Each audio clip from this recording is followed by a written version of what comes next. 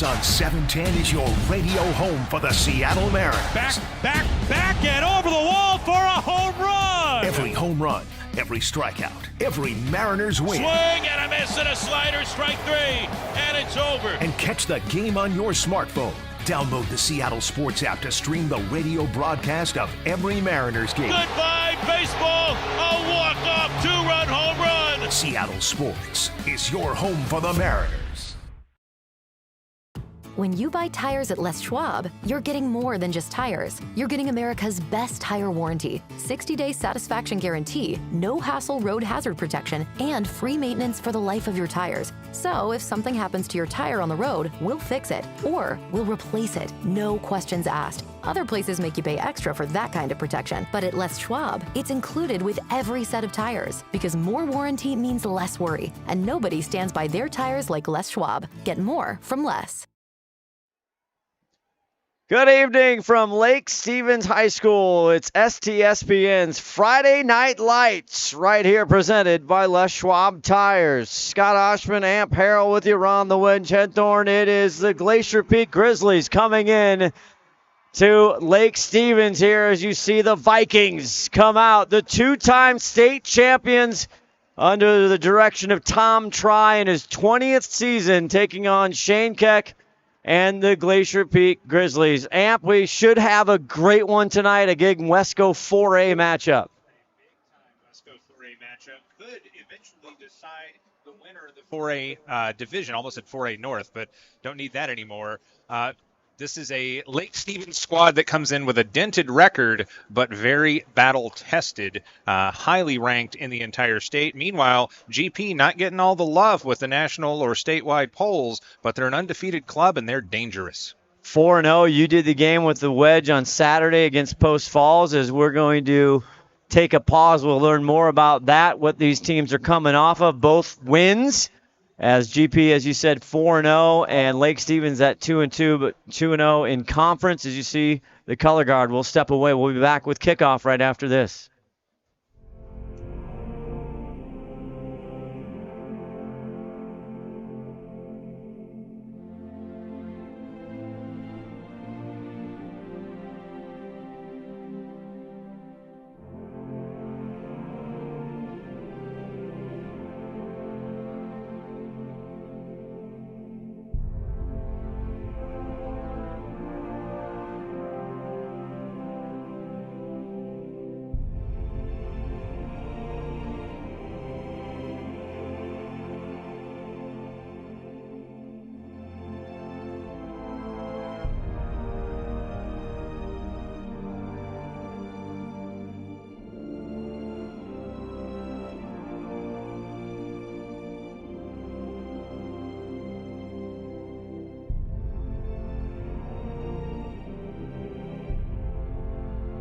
In 1934, Bickford Ford opened their doors in Snohomish, Washington, and they've been an active part of the community ever since. So when you're looking for a new Ford truck, SUV, or hybrid, or if you want to take advantage of your current car's value, start at the place you can trust, the one that's been around for 89 years and is Western Washington's #1 volume Ford dealership. Family-owned Bickford Ford on Bickford Avenue in Snohomish or online at bickford.net.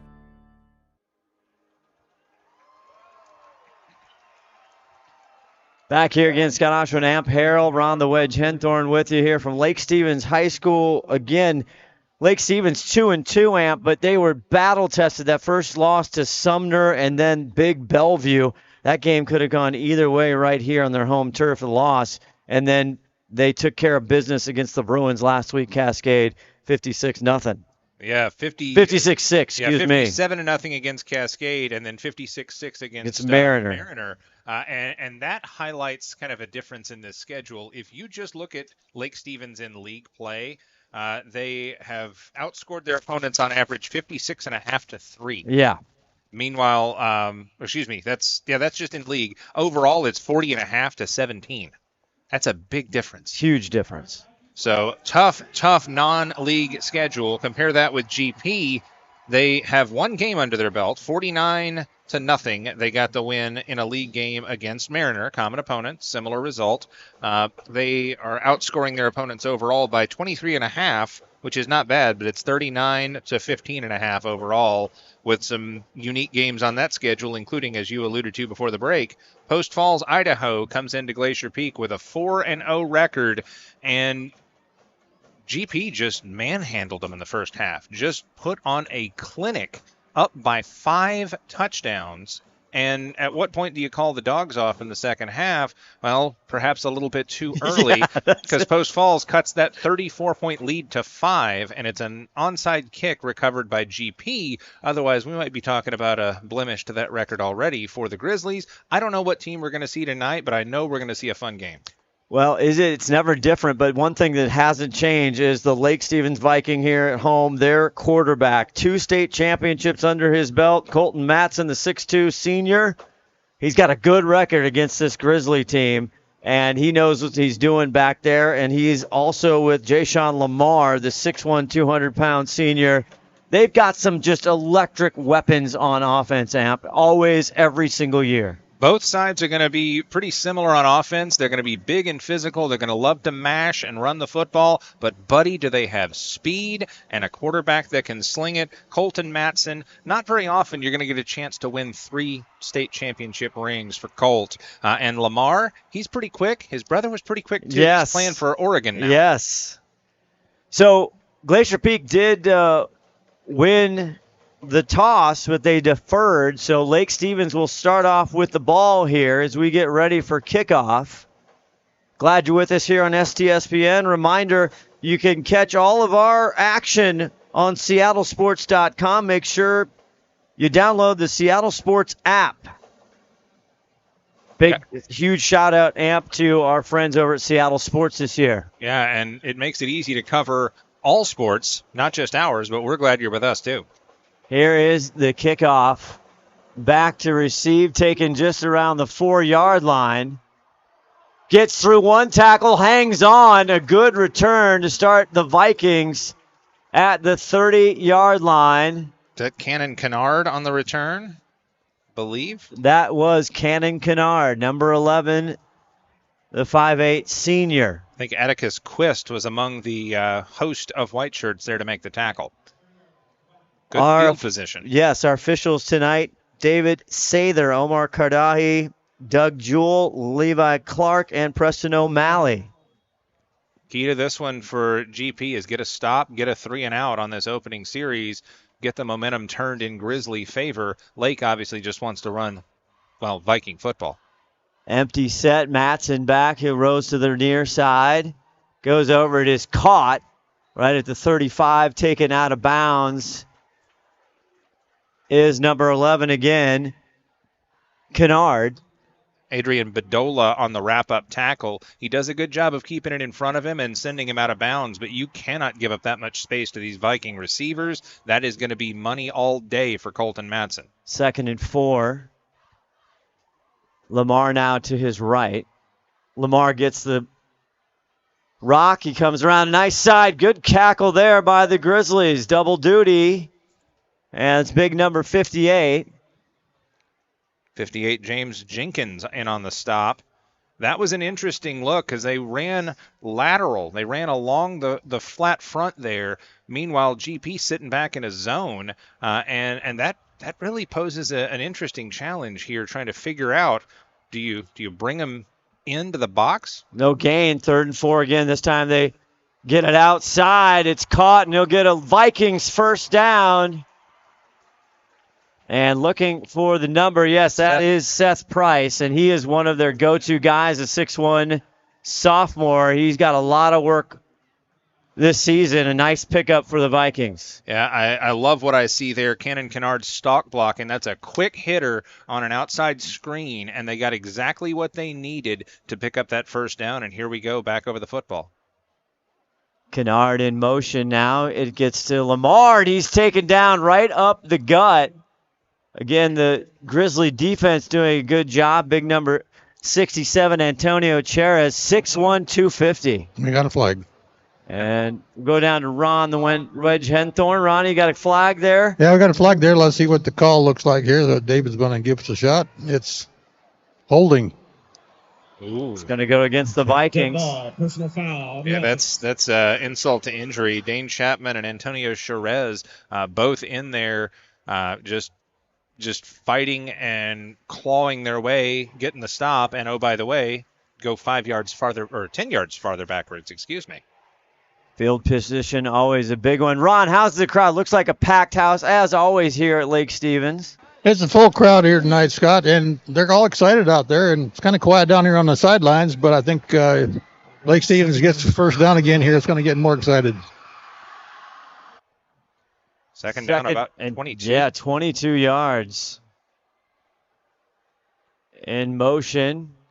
Matson gets it over Kennard on the near side, breaks one tackle to the 40, now cuts it back in. He's finally brought down by Darling, and they'll get up. They'll make up some room there, set up 3rd and 10. I think that was about a 14-yard pickup there. Call it a 13-yard pickup. I thought GP had that one scouted because you don't run a couple of screens on the same drive against a team that watches tape like the Grizzlies. But credit to the receiver there to get out of trouble and make it 3rd and medium. Fake it. Now Matson rolls back out. He looks downfield. He's got an open receiver. It's caught for a Vikings first down. 2nd and 22, so what? And that's number 7, Keegan Howard, another one of their big targets. Oh, I love the tight ends. If you've seen any of the games I've called, that's no secret. You just leak that guy out on a post. That was a double fake. They faked almost like a counter coming back through. I love that play design, and you just hit the hot man, bang, first down. 6'2", 220, the senior Howard. He's got a lot of targets as Colton Matson now on the GP side. Get it to Jay Sean, right side, trying to navigate, being patient. Another flag is thrown. He got a gain of 3 or 4. Yeah, it's in the area of another hold, I would say. Bold play to run that short side, and that's just leaning on the bigs and trying to block that one up well. As see our white hat, David Sather. Yeah, it's tough. Another hold against this offense for Lake Stevens, but sometimes the best defensive play is to let the offense make another mistake. Well, 2nd and 22 didn't bother him too much. They gained 14, like you said, in that first one, and then a nice pickup for a first down. So they're not getting rattled. Set them at 1st and 17. 3-man front, and now showing blitz to the far side. They'll back out of most of it. And now here's Sears in motion. Matson, he'll roll to the near side, looking. Now he's got trouble. He's got to roll out. Eludes one tackler. Now Matson steps up and he hucks it to the end zone. It's caught for a Vikings touchdown. There was a penalty. I think this one might be going back because from where they threw that flag, that's in the area of a hold to save the bacon. Ethan Boileau was the receiver and a catch, and he kind of leaked back there, Amp, and got lost. It was a hold. It's coming back, guys. I have to give credit to Matson for just keeping his head on a swivel, keeping the play alive. But, you can't keep the pocket that long. So 3 holding calls right now by the Vikings. We talked to longtime head coach, 20th year Tom Try before the game, and we asked him, what do you want to work on? He said, well, our run defense isn't great. It's not as good as we'd like to. Our passing game needs work. We've got to cut down on penalties. He basically said everything. Yeah. We've got to do everything better. Yeah, not bad for a team that's ranked in the top 5 in the state. So this is 1st and 27 and a plain back to pass. He's going to make up a lot of it. It's caught around the 42-yard line, and that's big number Keegan Howard, number 7. Yeah, this is one of those. They showed if you keep the play alive and let the receivers get free, Colton Matson can find you and make up a lot of ground in a hurry. But on first down, you don't have to. Just get a big chunk, get positive yardage, and live to fight another day. Now he's second and much more manageable, 2nd and 13. Only pressured really that one play that Matson had to scramble. Other than that, he's had plenty of time. Great offensive line work for Lake Stevens so far. And flipping the formation. Excuse me, Seth Price. Yeah, timeout. That's number 4, Seth Price. And we've got a timeout on the field. We will take one, too. We'll be back. No score for Lake Stevens driving.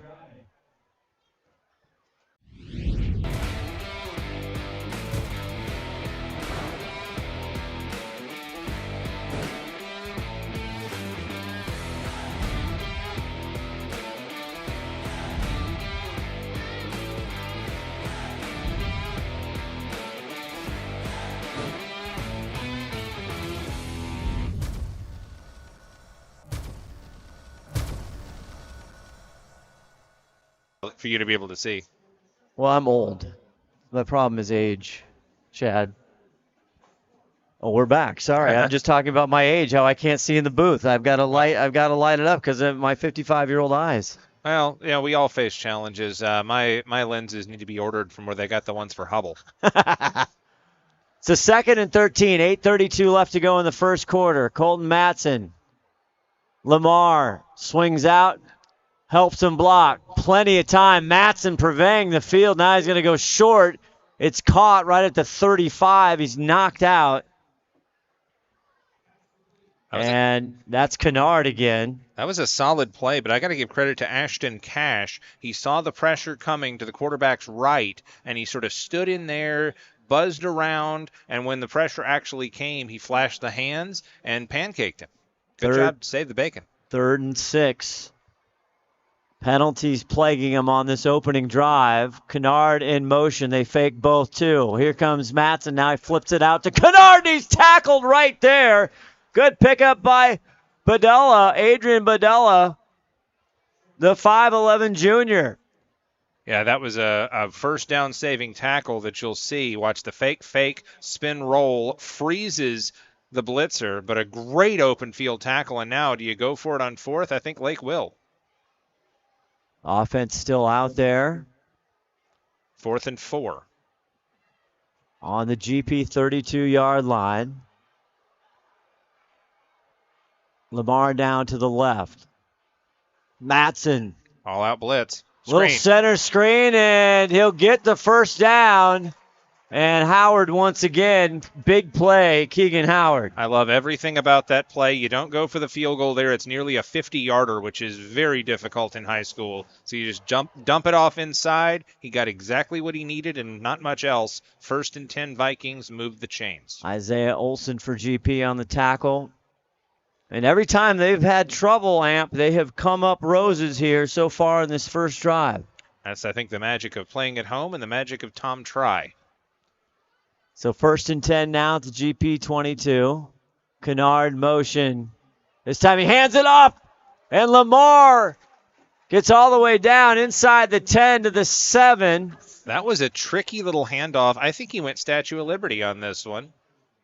No, Not he just quite. went underneath. He just went underneath, but I've seen cross traps and stuff out of similar formations, and it's so hard. You got to block your assignment. You got to read your key, and if you get lost, if you get caught watching the floats go by, you're in trouble. Perfect night weather-wise for football here. 1st and goal now for Lake. Matson, he's going to go to the right side, in, yes, touchdown, Seth Price. And a penalty marker on that play. After the play, they're going to get a personal foul. He said something, or he celebrated a little bit. Now, we got to hear before this game, again, that's just a beautiful play. The officials made a point of quit your yapping. Yes, they were very funny. The head referee, David Sather, had some great... He had a nice little tight 5 comedy routine there for the kids. He was rehearsing that in the mirror before this one started, but and marking it down in the little black book there, the personal foul. As you know what happened because Seth Price turned around and put his hands up like, what did I do? He scored a touchdown and was very happy about it. Great play design though, as as Colt is just looking to his left and then immediately snaps the head and the ball over to the right side, little sit-down curl, and he zipped inside the pylon and now for point. Lucas Mooring on to get the extra point, number 45 in the purple jerseys. Hold is good. The kick is up, and that is good. 6:03 left to go. Lake Stevens strikes first, 7-0. McDaniel's Do-It Center is located in beautiful Snohomish, Washington. Locally owned and operated for over 40 years, they are proud to provide the Snohomish Valley with exceptional hardware, tools, lawn and garden, and sporting goods products. Their commitment to delivering legendary customer service and their outstanding employees continue to make McDaniel's the best and one of the most recognized do-it-best centers in the nation. Stop by and experience for yourself the difference between McDaniel's and the big box stores. Discover why so many people are choosing to shop at McDaniel's.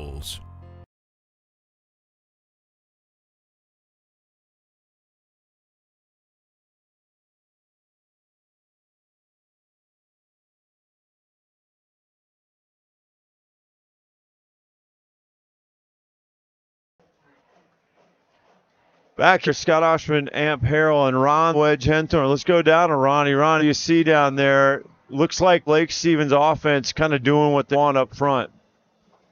Well, they're doing pretty good. I'll try giving the referee a little bit of his mind about that call down there. He thought that mainly was just a little celebration, and I think that he's not too happy about that. Yeah, I bet not. But he's got a 7-0 lead so far as Mooring sets up for the kickoff. Well, GP hasn't had the ball yet, so let's see what they can do. We will see Darling and Isaiah Owens, the electric. You saw Isaiah Owens. Three touchdowns. 3 touchdowns. Wait, excuse me. No, that was Olsen. Isaiah Olsen. Yeah, Owens Isaiah and Olsen. It is the story of the O. As here's the kickoff. His little squib picked up by Darling around the 23-yard line. And he's tripped down at the 30. Good play there by number 14 in Dylan purple. Finney. Yeah, that was good. 6'4" sophomore. Yeah, Finney just leaked back in behind and just kind of got the old shoe top there. I was about to say Darling housed one last week. Not going to see it on this drive, but 1st and 10. At their own 29-yard line. And so Lucas Entler, second-year starter, the senior, number 3, 5'9", 180. He has gotten better and better every time out, Amp. Yeah, and he was crystal sharp last week. And he has Isaiah Owens, who's electric in the backfield. Let's see what GP, if they can answer. Owens gets the handle, and he cuts it out, and he's just chopped down. Otherwise, he could have gone a ways, and he'll get the first down up to the 39. Lucas Entler going into this season echoed some comments from his coach Shane Keck, the fifth-year man, and said, our offensive line is looking the best it ever has. After last week and that first play, I'm inclined to agree. We'll see what they can do. Up front, Ross, Penhollow, Chapman, Farrell, Powers. A lot of bodies. 1st and 10. They have Big Albright here in the near side. And they get it to Owens one more time. Isaiah cutting his way up, another GP first down into Vikings territory. If you're a GP fan, this has got to give you, a little bit of hope here because GP is carving up Lake like they probably haven't done in years. It has been a while. There was, we got to fact check ourselves. We think maybe 8-9 years since Glacier Peak's been able to win against this Vikings juggernaut team. Another 1st and 10. They fake the handout, broken play. Entler in trouble, rolling to the far side. Now he's just going to try and get out. Oh, could be a horse collar. There it is. And I think it is. That's a big break for GP as they were going to get taken back for a loss. Yeah, and as you can see on the replay, that was a broken play. Entler tried to fake, but there was nobody there, and so he realized his protection wasn't there either. Tried to slide and just got bailed out. And that's Tillman on the tackle there. I think that's like 15 yards. Should be a first down, shouldn't it? Yeah. I think so, Ronnie. Yeah, no arguments. It's just one of those where dinner is served, it is on the table, and you are a little bit too hungry, and you run over your sibling. Did you have siblings? I did not, but I can use my imagination. So GP now in good position here, almost to the red zone at 30-yard line with a big penalty as Entler was going to be tackled for loss. That was the only thing that they did wrong on that drive so far, and got bailed out by a penalty. Entler gets it to Owens. Owens near side, finding in the speed. Penalty markers. Another flag down as he gets pushed out of bounds around the 25. This is a weird coachism. I didn't see that hold, but I saw that hold. Like, it just looked like a hold. And so when I see the tape, when I see the replay, I'll be able to pick it out pretty quickly. But the officials threw that flag immediately, and this one's coming back. Yeah, say there. We take another look at the play,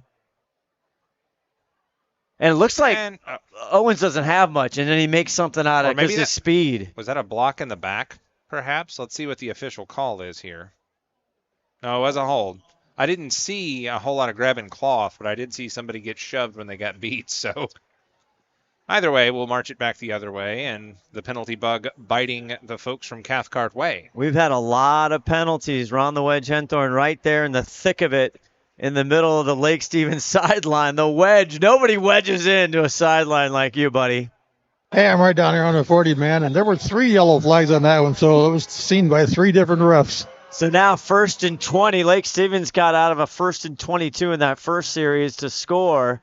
We'll see what GP can do. They go out wide. Fullerton gets the catch.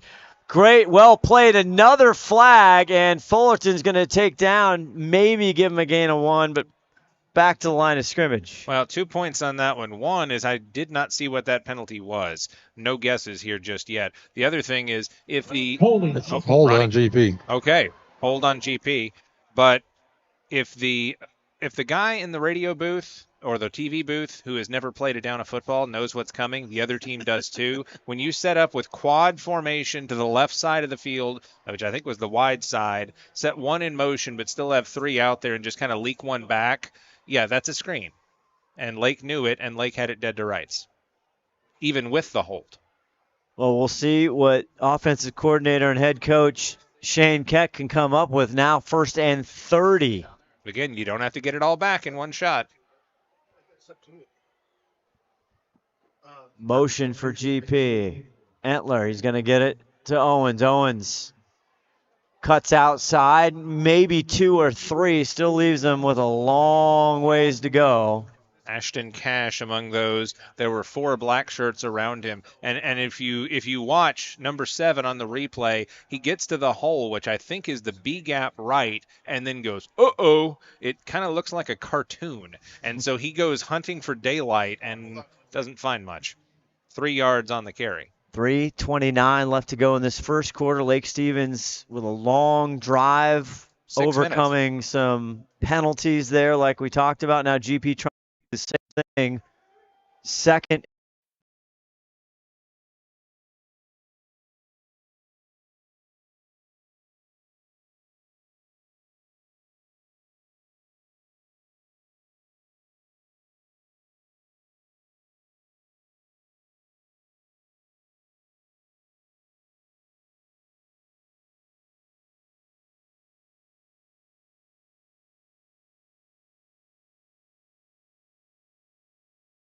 On each play.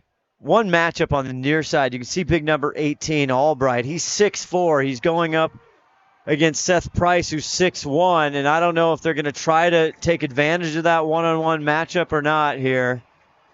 I would say he's not the X. He's not the primary target, but they could run a play for him. Now Francis Crocker, the running back.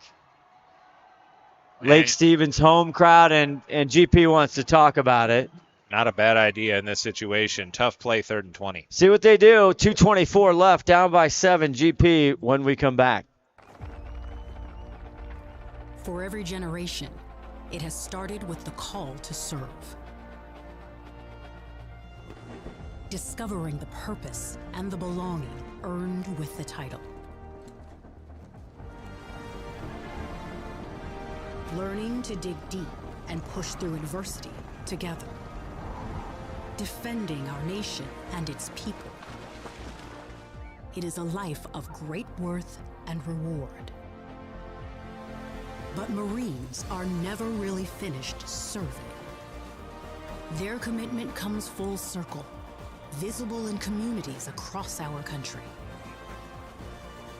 This is Semper Fidelis, always faithful, always Marine, marking a path for the next generation.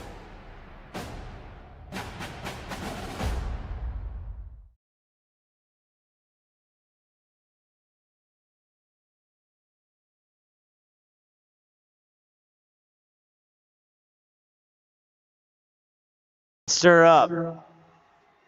Owens in motion. They're going to go to him deep down. Far right side. It's intercepted.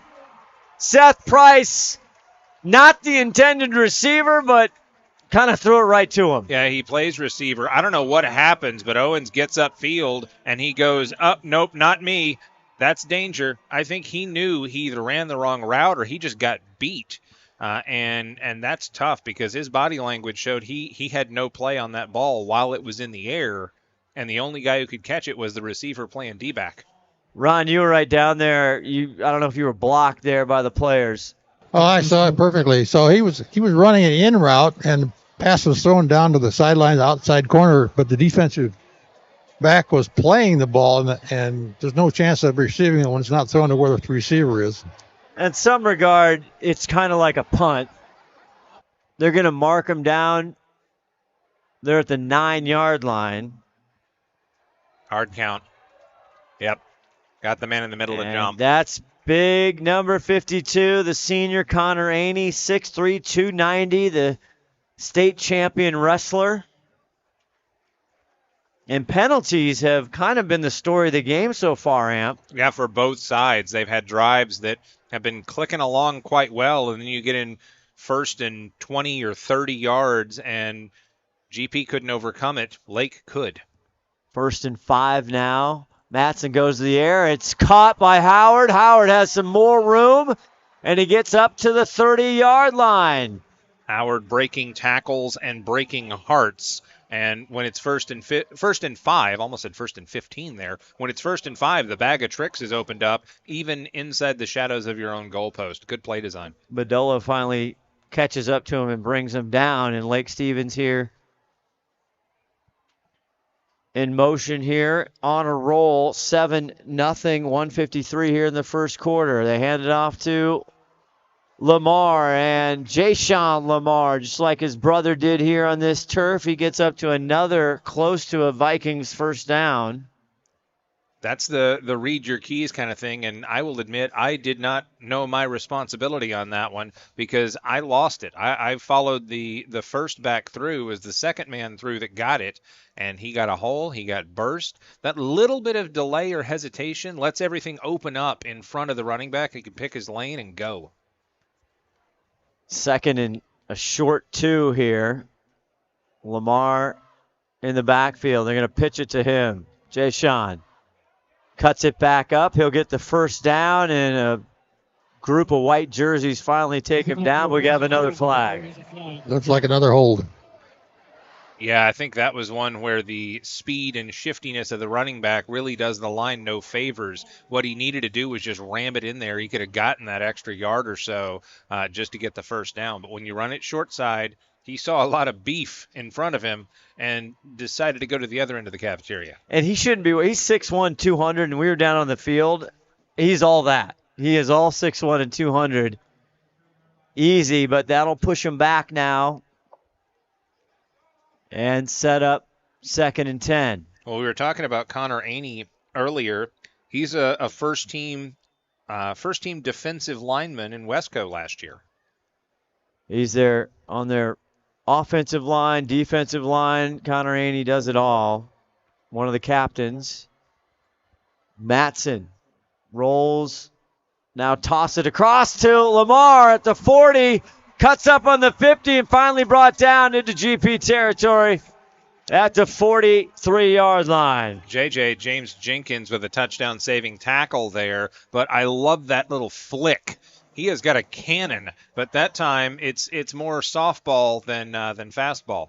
And that time you got to see Jay-Sean catch it out of the backfield as a receiver. 1st and 10 once again here for the Lake Stevens Vikings. Sometimes football is just not fair. And when you give a guy like Coach Try these weapons and this much time to plan, he's going to have fun. 18 seconds left. See if we'll get this play off. And Matson does. Back to pass. Has time. Goes over. It's caught. Blalo gets it, and he's finally a gang of GP, but it's another Vikings first down as the clock stops at 4.3 seconds. I think it's just stopped for the first down, so that may be the end of the first. But he found that soft spot in the zone, and there goes the clock, and here we go to the quarter break. After one, it's Lake Stevens 7, Glacier Peak nothing. Come on back. Friday Night Lights presented by Les Schwab Tires. SWCC is an acronym, and it stands for Special Warfare Combatant Craft Crewman. You know, you can stand across from the guy and say, you know what, he's got your back. And, you know, that's the guy you're counting on. If something goes wrong, he's going to be there.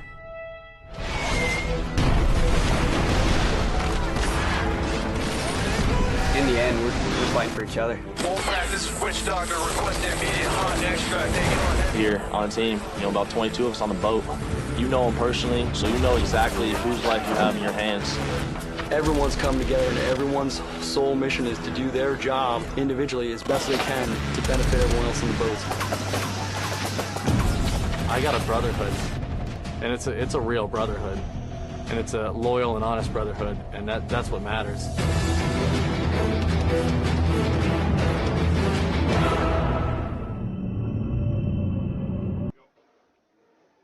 First and 10 at the GP 26-yard line. Lake Stevens trying to put this into a 2-score lead. Matson quickly over. It's hot by Price, but taken down right away there by number 5, Isaiah Olson. Another one of those two-way players for this GP squad. He had 3 touchdowns last week. And shout out to his grandparents who listen in the way. Fantastic. Folks love the shirts, whether it's the player of the game shirt from Adrenaline Fundraising or the Proud Parent shirts. They're big hits, and there was some leaking going on. I can only imagine. 2nd and 4 here just to start the second quarter. Howard in motion. A pitch to Lamar, and he's got blockers in front of him, and Lamar stumbles down across the 10 with another Vikings first down, and they are in range for another touchdown. That's an intriguing play because you were absolutely right. He had blockers in front, and those blockers didn't engage fast enough, so he said, nope, out of my way. I'm going to do this myself. He can. He's capable. So 1st and goal now from the 10. They'll mark him at the 10. Kennard in motion. They fake it. Now hand it to Lamar. One guy to beat, and he waltzes in. Touchdown, Vikings. Again, that play design. They just try and crash down the line with that fake of that jet sweep, and it's just blocked up so well on a just straight dive right up the gut, right into the heart. 2-score lead, Vikes. And they got to be happy down at the Lake Stevens sideline, Ronnie. Definitely happy down here right now, and Lake Stevens looks like they got full control of this ball game so far. Boring on for the extra try, and it is up, and it is good. With 10:48 left to go in the second. Home cooking here, Amp, for the Lake Stevens Vikings, up 14-0. McDaniel's Do-It Center is located in beautiful Snohomish, Washington. Locally owned and operated for over 40 years, they are proud to provide the Snohomish Valley with exceptional hardware, tools, lawn and garden, and sporting goods products. Their commitment to delivering legendary customer service and their outstanding employees continue to make McDaniel's the best and one of the most recognized do-it-best centers in the nation. Stop by and experience for yourself the difference between McDaniel's and the big box stores. Discover why so many people are choosing to shop at McDaniel's.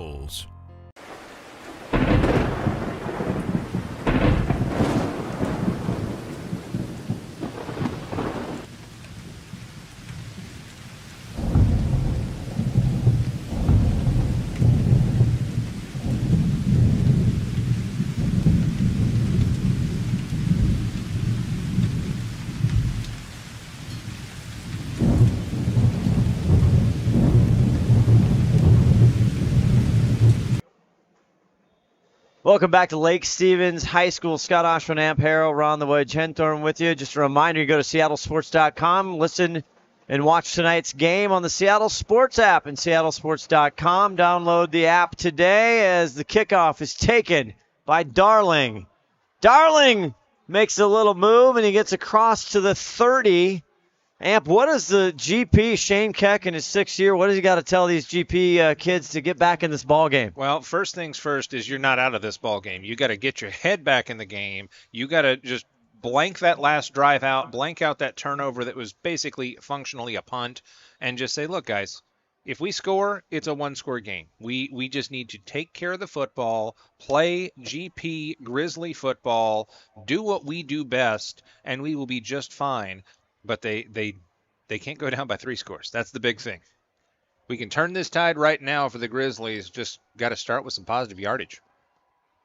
Owens in the backfield here for Lucas Entler, and he will go to Owens. Owens met right as he got the ball, and they might give him 1, but a good defensive play right up the middle there by the Vikings defense. Keegan Brown on the stop. First man to him, gave him a nice big old hug. It's a Southern greeting. That is. I like it. Southern greeting, Southern cooking, Southern hospitality, Amp. Not so much here at Lake, although I feel pretty much right at home. 2nd and 9 on a great night. We had a ton of rain earlier in the day, but it is a perfect fall October Friday night here. And the home crowd getting fired up for their defense. Entler back to pass, looks. Now going to dump it down to Owens. Owens has a little bit of room. A great open field tackle there for Lake Stevens. That's number 20. Brian Tilgman. Yeah, and he was the guy who had the horse collar, but a first down nonetheless for the Grizzlies. Well, I was thinking about keys to the game going into this one, and one was try to get the aggressiveness of Lake Stevens to work against them. And that was one of those where they brought the house. The pressure was on. I was thinking slant. I think they were thinking a drag route over the middle. The whole thing blew up, so he just looked to his check down, looked to his safety valve. There wasn't anybody for 15 yards easily. Glacier Peak has a lot of other weapons they need to get involved here on this offense. Obviously, Owens is outstanding. He's in motion. Here's Entler, empty set, looking for Owens. Now he's going to run up the middle. Flag on the play, and Entler's brought down after a gain or 2 or 3 again from number 21, Brian Tillman. Yeah, I think that was a hold on the near side. I don't know if Ronnie had a better angle than me. Guess not. I didn't see it, but it might be eligible downfield. Oh. Well, yeah, there's a big powwow down there by our white hat David Sather. Fun to see Jeff Matson, one of the longtime officials here at Washington State football. He's helping out in the other booth here. He was our original Mike Pereira of STSPN. We do love having a rules expert. We do. We had the rules expert before they had rules experts. The original for Mike local, Pereira. Yeah, the original Mike Pereira. He came in the booth. He did a game with Tim Boyle and I and Ron. As they're still sorting this out down there. My goodness. There's a lot of paperwork, Amp. Yeah, that makes me wonder if Ronnie's right. Maybe that is an ineligible downfield and somebody didn't see it. Oh. Personal foul on Vikings. And that's going to move the ball. What? Didn't see that. Now, what was it? Because that was thrown near side, sort of that left side of the line, thrown in the flat. I don't know. Well, penalties has been the story. It's 14-0 here with 9:11 to go in the second, Amp. But each team has been plagued by penalties. Lake Stevens so far overcoming them to score 14. Here's Glacier Peak, 1st and 10. Now on the Vikings 36, Entler steps up, rolls, thinks now he's going to tuck it, and he'll just run out of bounds. A nice little move, gain of 7 or 8. Not for sure. It's coming back. Oh. I missed that one. We got a hold back here by Entler. Oh, there it is. So good eyes by the wedge down there. Eagle eye wedge. Take another look at it. That was right in front of me. I couldn't miss it. Okay, yeah, I saw that one.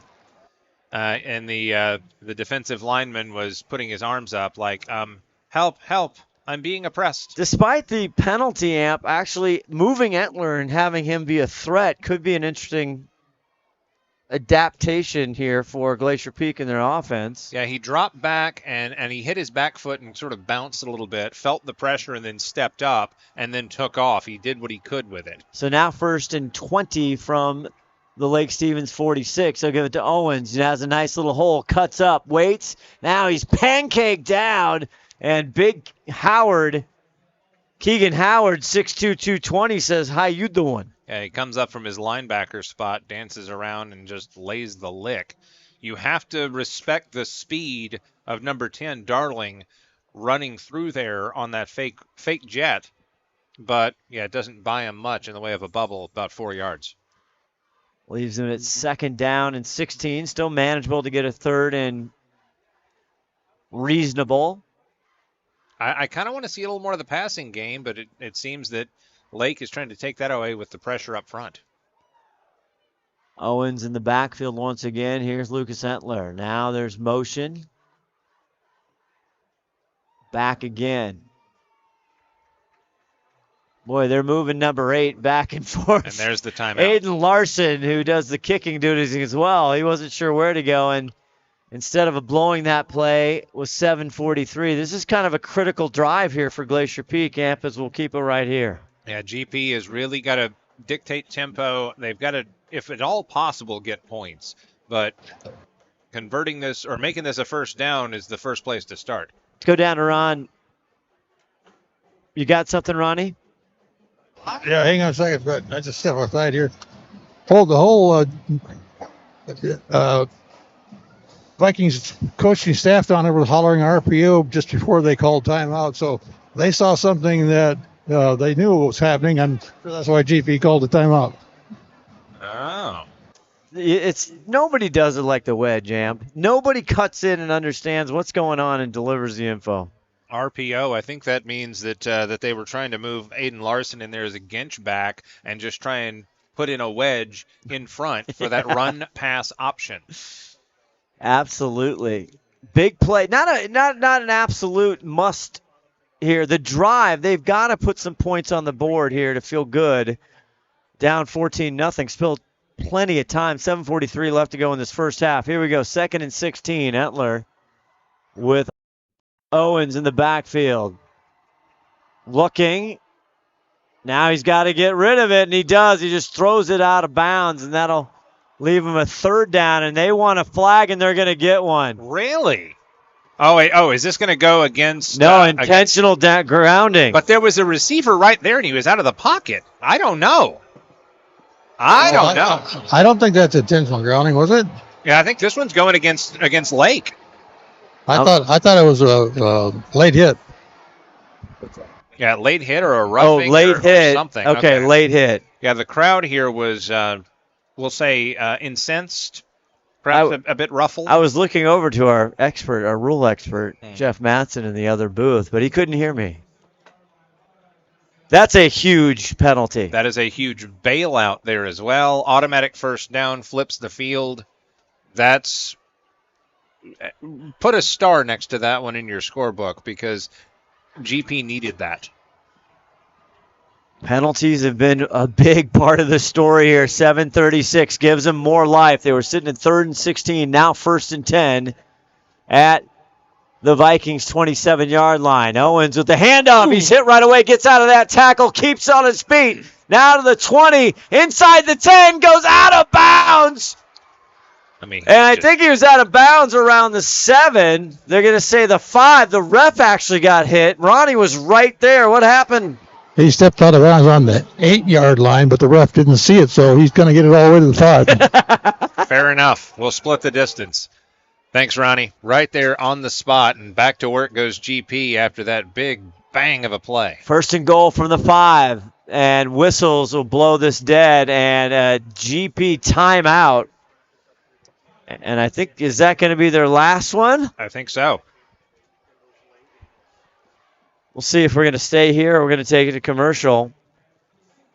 We'll go to a quick commercial. We'll come back, see if GP can make this a 1-score game.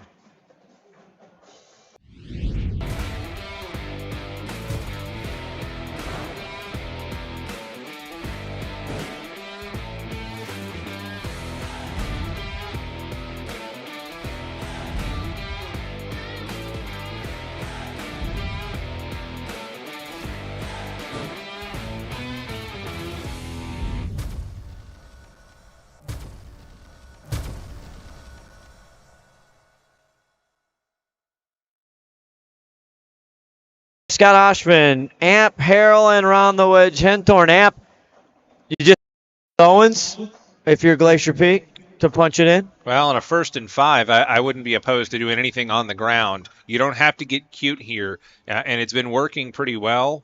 Owens or Olsen, either one. I mean, Olsen was good for 3 of them last week. And they're going to go to Kai Brooks, who has scored before. And they hand it to Brooks. Brooks on the outside. Can he get a tackler? He gets down to the 2 or 3. It's coming back. And that one's coming back as well. And Caden Blanchard, the 5'10 sophomore, cut through with a big tackle here for Lake Stevens, but Laundry. That was another one of those was that an illegal shift? Huh. Don't see that one very often. You do not. But I was expecting with Kai Brooks, you're just going to go battering ram. And I did too. They went stretch play and tried to go force on speed, and, speed won. Kai Brooks is used sometimes here in the red zone when they get tight. That win over Juanita, the Ravens, and the Dick Armstrong Cup, and he will stay in there, Kai Brooks. Connor Aney lines up at left tackle, 6'3", 290. They might go his way. A lot of beef on the line. 1st and goal. Now from the 10. Brooks, he goes right up the gut. Good team defense there by the Vikings, who get down to maybe the 6. Tackle made by Caden Blanchard. That linebacker just grabbed and held on. Yeah, 2 others on the other side of him as well. And so now, 2nd down, 7 yards to go. Or 2nd and goal from the 7, if you like. Same difference either way, and they're going to stay with Kai Brooks in the game. This is probably a passing play here. Stretching them out, 2 off your screen to the right, 1 to the left. Etler hands it off. Kai Brooks! And he's stuffed, and he'll be down at the 5, and a great stop again by the defense. And in the middle of it is Keegan Howard, number 7 in purple. Dylan Finney also getting involved, and they stretched everything out to the wide side of the field and then tried to go hat on a hat and run right up the middle, and no, sir. Here you go. 3rd and goal. He's down on the 3, and he's got like the last 2 carries. He's 3 or 4 yards of the carry. Give it to him again, man. They'll get Darling in there and Big Albright, and they're going to bunch set now. Fullerton, Darling in motion. Etler rolls. He's looking for Darlington, goes on the back. It's tipped. He was going for Albright, and it's tipped away. What a play by number 14, Finney, I think, had that. Finney had a stop earlier on this series. Then he had the deflection. That was the play I was expecting on 2nd down. Shift and roll the pocket to the right and give yourself some options. Well, just hold your water, Vikings. And now, going to go for a field goal. Wow. So, Aiden Larson on for the field goal. I guess they got to feel good and get points, but that's 4 down territory in some regard. It's still early, though, with 5:21 left in the first half. But boy, oh boy, Glacier Peak's going to want that. Great job by the Vikings defense. Aiden Larson here for a 20-yard field goal from the near hash. It is up, and it is good. A rare field goal in high school football. The rare and elusive white rhino has been spotted, and it's 14-3. We'll be back right after this. 5:15 left to go in the first half. Friday Night Lights right here on STSPN, presented by Les Schwab Tire. Hey there, laddie. Do you have a fallen tree or a forgotten log? Do you have some old wood planks that'll have a story I'd like to tell? Great. They'll mill it, prepare it, and finish the wood for your unique project. Let them take your storied old wood and turn it into a world-class piece of art. Grit, handcrafted, is something that will be treasured for a lifetime.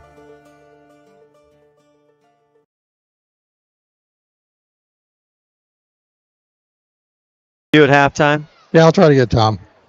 And we're back on. As you hear the chatter behind, we raised the curtain here, Amp. The things you don't hear are usually the most entertaining, but we are back live and alive at Lake Stevens. GP gets points, but this is going to feel like a victory for Lake Stevens, getting the stop at the 3-yard line.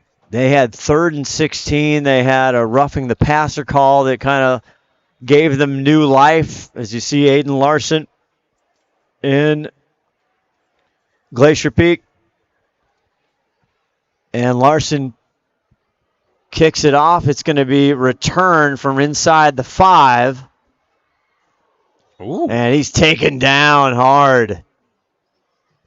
That's some aggression from the double deuce. Noah Green knifing his way in there. You got to get fired up on special teams because you're a starter.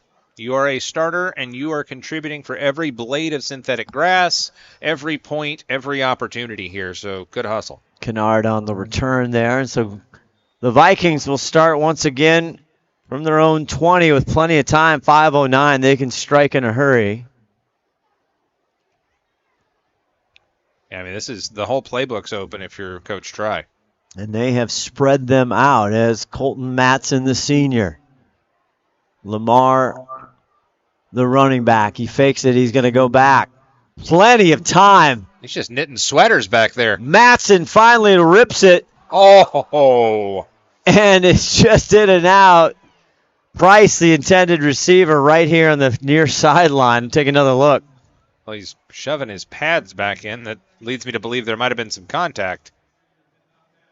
You know the most interesting thing about that play? In all that time, there were no flags. That's true. Ron Henthorn with the wisdom from the sidelines. I don't know. Was that ball out of bounds or just didn't catch it? I thought He didn't catch it. Yeah, hit him right in the number. 2nd and 10 from their own 20. This time Lamar takes it into his own hands. He'll cross the 25 to the 26. And as we watch it again, if you're Lake Stevens, you are puffing out your chest, your head is held high. I've seen this movie before. They went back and just danced around and did a little jig and very nearly had a first down pass. And, okay, that didn't work. We'll just run it and get one. Time for Matson. 3rd and 3 now. Lamar doing it.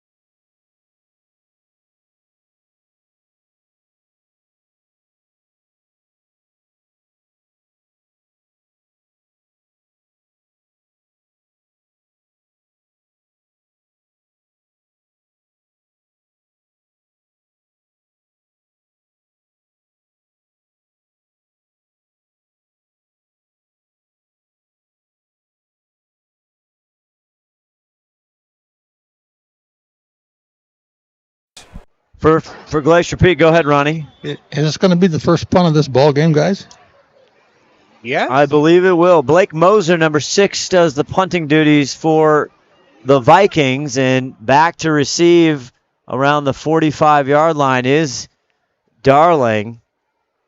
He needed to I think Pester needed to direct traffic because they don't normally do this. Yeah, they're not used to it. Moser, he gets off a line drive, takes a Vikings bounce, and Darling decides to pick it up, risky business, and he runs it out over around the 45. Oh, yeah. That was wild. Had a guy fall on his sneakers there, and he just says, okay, I'll go this way. You don't really want to give up a 50-yard punt. But, yeah, discretion's sometimes the better part of valor there. They're going to mark him at the 50-yard line. So Glacier Peak here, they got the field goal. They had plenty of chances in the red zone, but another try here, 1st and 10, with plenty of time left to cut into this 14-3 lead. Well, we saw the might of that team from Post Falls coming in and just getting stuffed, stymied, and denied in the first half, and that seemed to prop up the offense for the Grizz. Let's see what GP has with their next crack at it after putting points on the board. Empty set here. You've got trips here to the left, and Entler goes back to pass. He's got pressure! Look out. And he goes down! Oh, a blown assignment right there. And now they're digging, and they're celebrating. Big time play by Braden Doherty, the 6-foot senior. Doherty was there, and so was Dylan Finney, who's had himself a first half defensively. But, yeah, all day, and then suddenly, well, day has turned into night. That's right. A big 10-yard sack leaves him now 2nd down and 20 yards to go. Holding the Vikings to 3 and out there. 2:48 left to go. No timeouts for Glacier Peak. Entler back to pass. Now he's getting chased again. And he has to just get rid of it out of bounds. Aiden Larson might have been an intended receiver, number 8 on the far sideline. Well, he did get outside of the tackle box, and yeah, that was just save it for another day. 3rd down and 20 though, that doesn't make it easy with 2:38 left in the half. Entler now, as you see the breath coming from the face mask here on a nice brisk fall night. Yeah, it's only 52 degrees out here, but these guys are steaming like locomotives. It looks like Lambeau Field on the frozen tundra. I'm just glad Ronnie's down there and not me. Kai Brooks back in the ball game for the Grizzlies. Entler back to pass. Now getting chased, gets out of 1, now keeps going backwards, heading to the near side, looking, directing traffic, and he just dumps it. He's tackled by number 56, the big fella. Once again, Braden Doherty has got his number, incomplete, and that'll be 4th down. He had nobody to throw to. He was just in trouble all the way. Yeah, everybody's covered. Well, not only was everybody covered, but everybody for the black shirts was in the backfield. Yeah. Entler had not a lot of choices there. Great play again by Doherty. Officials are huddling, trying to figure out where the ball should be after that. Was it an incomplete pass? Was it a grounding? Was it a Utah pass? Was it a fumble that went out of bounds? I don't know. I'm going to call it a fumble out of bounds. That's all it was for me. Well, and I was going to say, can you advance on a fumble? But that he was going backwards the whole time. Oh, now he's throwing a flag. They're going to say intentional. That's what this is. Yep. Nobody in the area. If you got that on replay, I'd like to see whether he's actually trying to throw it or not. Well, we'll see. Again, penalties have been a big thread in this ball game so far. As you see it once again. Yeah, intentional grounding. They help Entler up. And so now GP facing 4th down and, I don't know, Arlington? Yeah, loss it down. 4th down and yes. Score Mount Vernon 17, Snohomish 7 right now as you're looking at some other Wesco scores. Those are a couple of winless teams on the season, and they're now in the Wesco 3A North. Aiden Larson on to punt.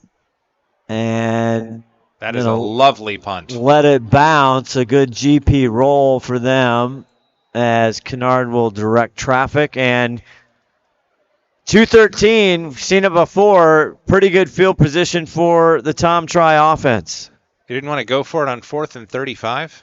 No? Guess not. Okay, fair enough. They had, what, 4th and 5? 4th and 35. Right.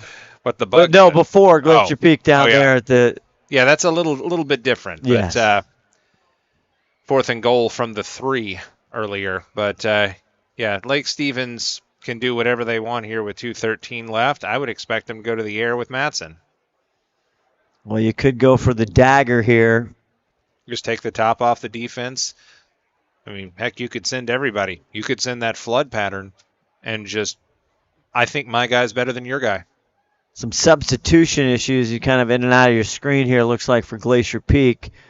Moving some players in and out as Antonio Cherez. Yeah, he comes back in. 1st and 10. Here's Colton Matson. Fakes it now to Lamar. Lamar gets it going, gets all the way up to the mid-stripe. Man, tackle made by Luke Fullerton, but I think Luke took the brunt of the damage on that. He did. Got a helmet to the gut. They love this play. And just what really sets that play up is you've got that jet motion down the line, and then you fake it going along the line, and then immediately go back the other way with your fastest dude on the team. 1st and 10 now from the 50. Empty. Lamar goes in motion now over the middle. Caught by Howard. Howard steps out of one tackle, waits for friends, and he's down. Cross the 35 to the 33-yard line. Another Vikings first down. What a play. Yeah, I lost it even on the replay. I think that's just a straight-up go, which you don't often have your tight end run vert. It's normally something, kind of rounded off or to the outside. But when you've got that mismatch, you pick on it, and they're going to have to roll coverage that way. 1st and 10 now at the Glacier Peak 30. Matson back one more time. Plenty of time. He's going to go deep on the right side. It's caught! Down to the 1-yard line! And he went out of bounds, but I think he was down beforehand, so we'll see if the clock restarts. But what a play there. Pick your poison. Once again, Keegan Howard, the big fella, goes up high at the high point and brings it down. Great catch. Dial 17 for short distance service here. Yeah. I think everybody in a Tri-County area knows who's getting this football. He's got one tutty already tonight. Does Deshaun Lamar, and he's just to the right of Colton Matson. They do give it to him. He comes in untouched, standing tall. Second touchdown Vikings. You know what's coming. Can you stop it? So far, the answer is no for just about everybody, as Lake Stevens makes it 20-3, extra point pending. They had 2 and change left, and that is plenty of time for Lake Stevens now putting their will on the Glacier Peak Grizzlies, and that's been the issue over the years. Still a lot of football to play. Lucas Mooring on for the extra point. Trayton Pester the hold. The kick is up, and it is good. With just under a minute, 49.5 left. Lake Stevens rolling 21-3. When you buy tires at Les Schwab, you're getting more than just tires. You're getting America's best tire warranty, 60-day satisfaction guarantee, no hassle road hazard protection, and free maintenance for the life of your tires. So if something happens to your tire on the road, we'll fix it, or we'll replace it, no questions asked. Other places make you pay extra for that kind of protection, but at Les Schwab, it's included with every set of tires, because more warranty means less worry, and nobody stands by their tires like Les Schwab. Get more from Les. Well, Lake Stevens is doing what Lake Stevens does, Amp Harrell. Well, I mean, you're not the back-to-back state champions for no reason, and you come in with 2 losses. It's like, oh, maybe the Tire District. No, it's still Lake Stevens. It's still the defending champions, and they are just so loaded. GP is gonna have to take care of this football for the last 49 and a half, and then figure out a way to pick themselves off the deck in the second half. We'll go down to Ron Henthorn here, 49.5 seconds. He'll catch head coach Tom Try as we head into the halftime. gets his thoughts in the first half. He's going to be a happy head coach. It just bounces into Darling at the 15. He's got some blockers ahead. Darling making his way, and he's dragged down across the 30 to 31, and that's where Glacier Peak with 41 seconds left to go. See, maybe they can come up with a big play. I mean, that was a gnarly bit of blocking in front of Darling. They know he can spring one. He did it a week ago. Actually, he did it 6 days ago. That was a Saturday game. That's right. Tight turnaround. It's like Monday Night Football for these guys. Yeah. or the dreaded Thursday yes, game, the too. dreaded probably more appropriate. So Glacier Peak, we'll see if they can do some magic here. No timeouts. 41 seconds left to go, down 21-3. Prevent defense most likely on for the Vikings. Just keep it in front of you and keep it in the field of play. Doesn't even matter if they make the catch. Now Francis Crocker, the running back for Glacier Peak, behind Entler. Entler's going to get it over to Crocker, and Crocker's wrapped up behind the line. He'll maybe get back. Another good penetration there by the Vikings defense. And there you go. They said, I don't care what you do, you're not getting that sideline. Because this clock is going to bleed. We're maybe going to get one more play in here. And GP is not exactly in that big of a hurry either, down 21-3. It'll be 2nd and 9, or 2nd and 10, really. Do they have to run another play? Doesn't look like. Doesn't look like they're going to burn it down, and we'll see if Ron the Wedge Henthorn can catch head coach Tom Try, as that's going to do it for the first half. Glacier Peak down. Now they will get the ball to start the second half and see if they can cut into this lead, as Tom Try will go down the Ron the Wedge Henthorn here. Hopefully going to get Tom Try. Ronnie? I got it here in just a minute. He's right here, Ronnie. All right, Ron Henthorn down here with Tom Try. Tom, you got to be pretty happy with that first half out there. Yeah, we're playing hard and executing pretty well. A lot of penalties that are a little bit unfortunate, killed one or two of our drives, but no, I'm happy with our intensity and our physicality and the way we're playing right now. Your defense is kind of holding things together for you out there, as well as your offense is making big plays. Yeah. Although the field goal that they just had, I think we had 45 yards, if not more, in penalties on that drive, which kept them alive and gave them the opportunity to kick the field goal. We got to be smarter than that and not pick up those dumb penalties like that. The penalties are a big problem in the first half for both teams there. What do you got going on in halftime you're going to come out with? Just talk about playing within ourselves and being smart and keeping our hands inside and not giving the refs a reason to throw the flag. There you go, Tom. Good luck. We'll see you in the second half. Thank you very much. I appreciate it. All right, Scott, back up to you, babe. Thank you, Ron. 21-3. Halftime. Stick around. We'll take a break. You're watching STSPN.com. Friday Night Lights presented by Les Schwab Tire. Don't go away. Seattle Sports on 710 is your radio home for the Seattle Mariners. Back, and over the wall for a home run. Every home run, every strikeout, every Mariners win. Swing and a miss and a slider, strike three, and it's over. And catch the game on your smartphone. Download the Seattle Sports app to stream the radio broadcast of every Mariners game. Goodbye, baseball. A walk-off two-run home run. Seattle Sports is your home for the Mariners. In 1934, Bickford Ford opened their doors in Snohomish, Washington, and they've been an active part of the community ever since. So when you're looking for a new Ford truck, SUV, or hybrid, or if you want to take advantage of your current car's value, start at the place you can trust, the one that's been around for 89 years and is Western Washington's #1 volume Ford dealership. Family-owned Bickford Ford on Bickford Avenue in Snohomish or online at bickford.net. SWCC is an acronym, and it stands for Special Warfare Combatant Craft Crewman. You know, you can stand across from the guy and say, you know what, he's got your back. And, you know, that's the guy you're counting on. If something goes wrong, he's going to be there.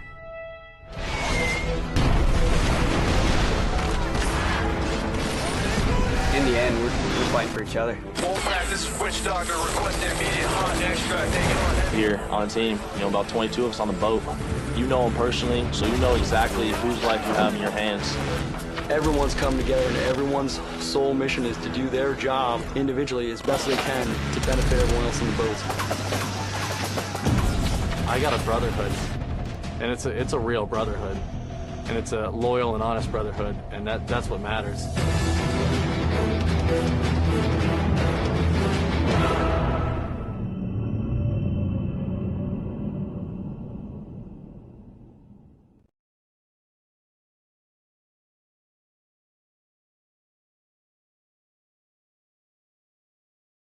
When you buy tires at Les Schwab, you're getting more than just tires. You're getting America's best tire warranty, 60-day satisfaction guarantee, no hassle road hazard protection, and free maintenance for the life of your tires. So if something happens to your tire on the road, we'll fix it, or we'll replace it, no questions asked. Other places make you pay extra for that kind of protection, but at Les Schwab, it's included with every set of tires, because more warranty means less worry, and nobody stands by their tires like Les Schwab. Get more from Les.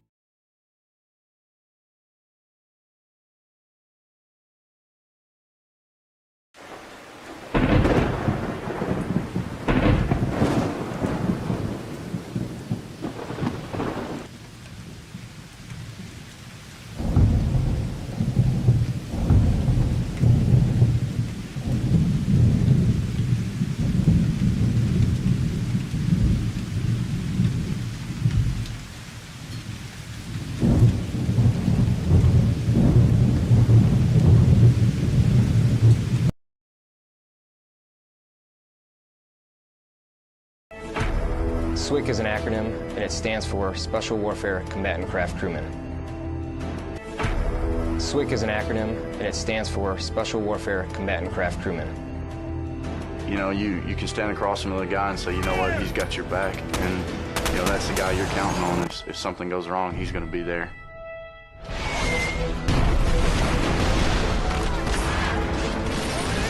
In the end, we're fighting for each other. Ohsman, this is Witch Doctor requesting immediate hot extract taken on. Here on a team, about 22 of us on the boat. You know them personally, so you know exactly whose life you have in your hands. Everyone's come together, and everyone's sole mission is to do their job individually as best they can to benefit everyone else in the boat. I got a brotherhood, and it's a real brotherhood, and it's a loyal and honest brotherhood, and that's what matters.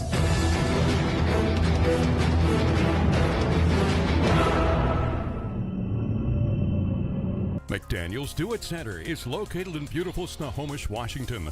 Locally owned and operated for over 40 years, they are proud to provide the Snohomish Valley with exceptional hardware, tools, lawn and garden, and sporting goods products. Their commitment to delivering legendary customer service and their outstanding employees continue to make McDaniel's the best and one of the most recognized do-it-best centers in the nation. Stop by and experience for yourself the difference between McDaniel's and the big box stores. Discover why so many people are choosing to shop at McDaniel's.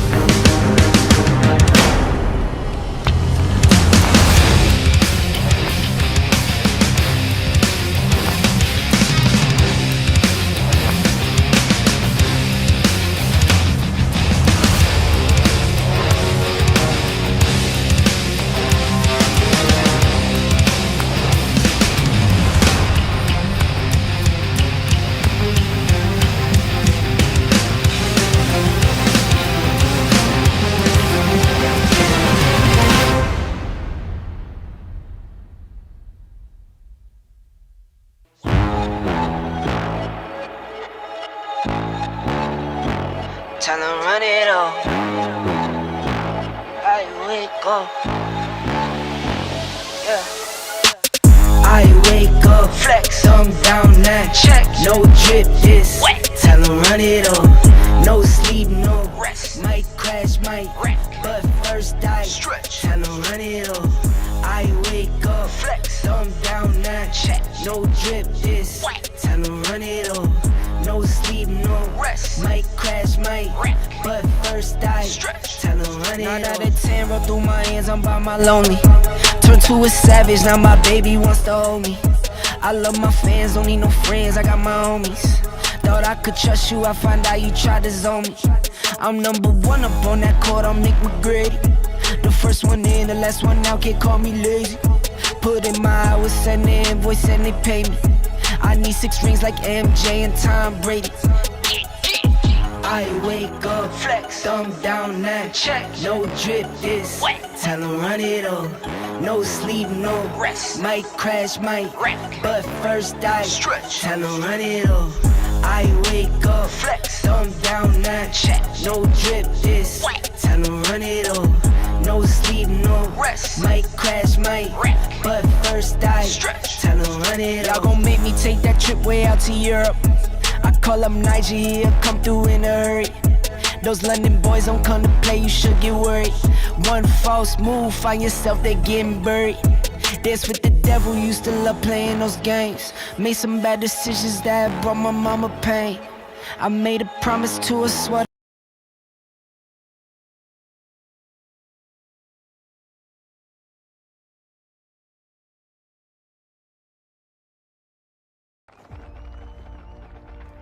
For every generation, it has started with the call to serve. Discovering the purpose and the belonging earned with the title. Learning to dig deep and push through adversity together. Defending our nation and its people.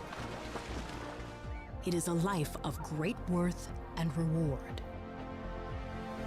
But Marines are never really finished serving.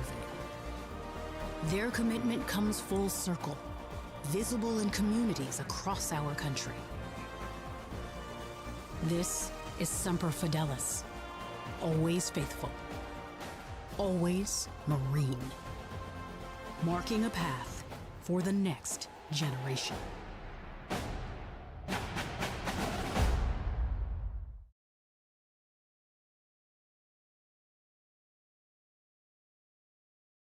Seattle Sports on 710 is your radio home for the Seattle Mariners. Back, and over the wall for a home run! Every home run, every strikeout, every Mariners win. Swing and a miss and a slider, strike 3, and it's over. And catch the game on your smartphone. Download the Seattle Sports app to stream the radio broadcast of every Mariners game. Goodbye, baseball! A walk-off 2-run home run! Seattle Sports is your home for the Mariners.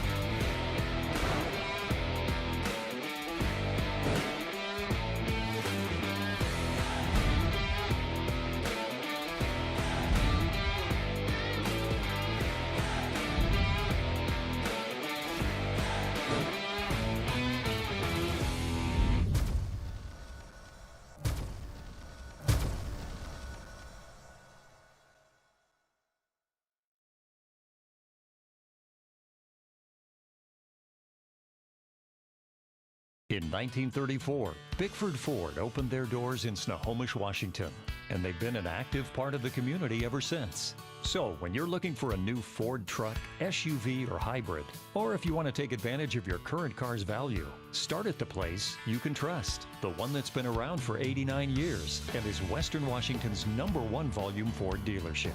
Family-owned Bickford Ford on Bickford Avenue in Snohomish or online at bickford.net. Come with us. The new generation. The next level. Sending it big. We're in for a good run. Let's go. Come with us to the track, to the trails, to the slopes, to the surf, to the fight, to the race. Look at this. To the 4 a.m. starts, training harder, pushing further, hitting back, hard.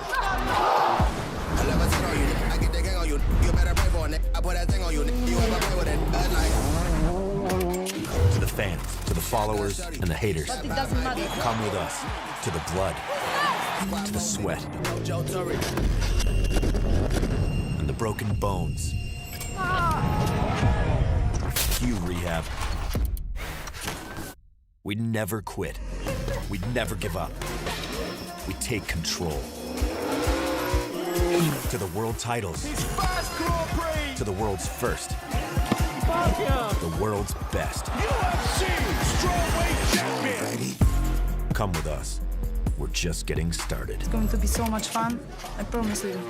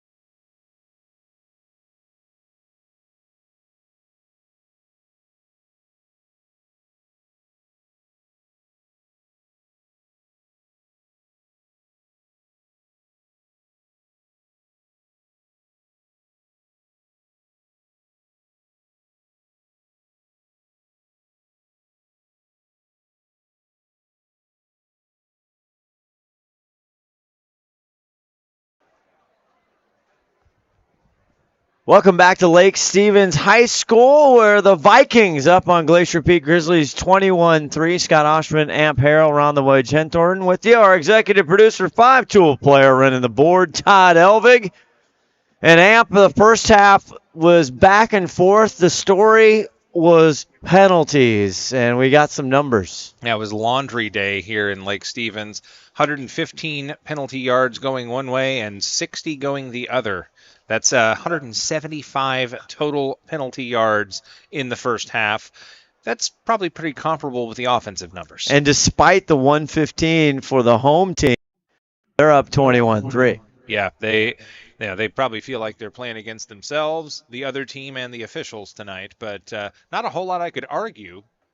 I mean, you're going to grab a little extra cloth. You're going to do a little extra pushing and shoving when you're facing a team of this caliber on either side. You just have to play within yourself and clean that stuff up. The officials told them up front. They said, we don't want to throw these flags. People didn't come here to see us throw flags. They came here to see you guys play football, so make our jobs easier, and so far, no good.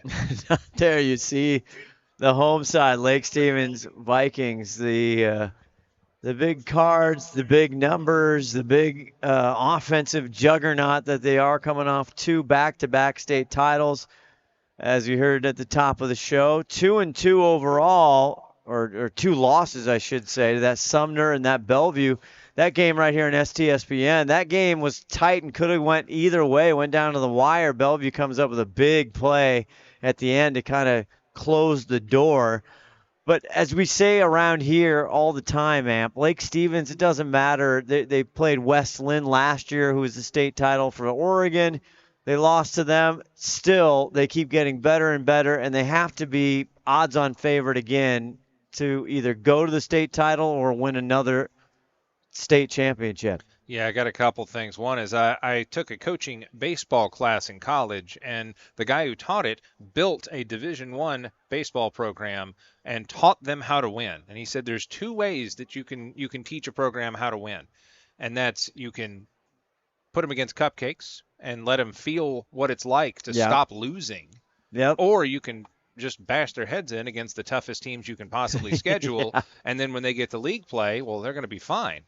His approach was the opposite of what you might think because he had to turn the tide of losing. Right. Lake, they'll play an NFL team if an NFL team will come up here. Yes, they will. Lucas Morin gets us underway the second half, and a little squib kick down below there, and Darling picks it up around the 20. Navigating traffic, he's cut down. Good tackle there. And once again, number 14, Dylan Finney. We've called his number quite a few times. Yeah, Finney just kind of snuck in there. That was another great job, for one thing, of Darling to just kind of shove it up in, find the gap, find the crease. But another good job by Finney to just get low. Low man wins in football. See if we can clean up as far as the penalties on this second half. Glacier Peak has an opportunity here to start this second half down 21-3 if they can punch it in here. Cut this to a 21-10 ball game as Lucas Entler, the senior quarterback, with Isaiah Owens. And Olsen not having a lot of carries tonight. It's Owens again, and he cuts through, and he'll pick up forward progress, about 5 on the gain, and a nice little move there up the middle by Owens. Ducked his head to kind of create his own crease. Tackle made by a host of Vikings, including Keegan Howard, but you can't let him get downfield like that. So sets up a 2nd and 5. Glacier Peak, it's not like they didn't have good drives in that first half, but they kept getting caught behind the sticks with penalties and blown plays and a sack here and there. And we'll see if they can kind of get it back here. Owens to the right of Entler. Kind of fakes it. Now he gets it off, and Owens almost wishes he didn't get the ball because big number 54 was right there to meet him, Caden Blanchard. Blanchard looks a whole lot bigger than 5'10", 195, let me tell you. But that was one of those where you put the ball in the running back's belly and you ride. And you make that linebacker take an extra look and an extra second because is he going to pull it? Is he going to pull it and pop it right over my head? The line didn't care. Francis Crocker now into the ball game, 3rd and 4 from their own 36. I'm thinking pass block with trips to the left. Oh, and there's going to be whistles there and flags and each team pointing to the other. I feel like Lake jumped there, but I didn't have the best view. We'll go down to the sideline. Ron, the wedge Henthorn. Ronnie, what's going on down there? Did you see that one? I did not see that one, but it's kind of calm down here on the Lake Stevens side. They're just kind of watching what's happening right now. Get your briefcase and get back to work. It's just Lake Stevens football.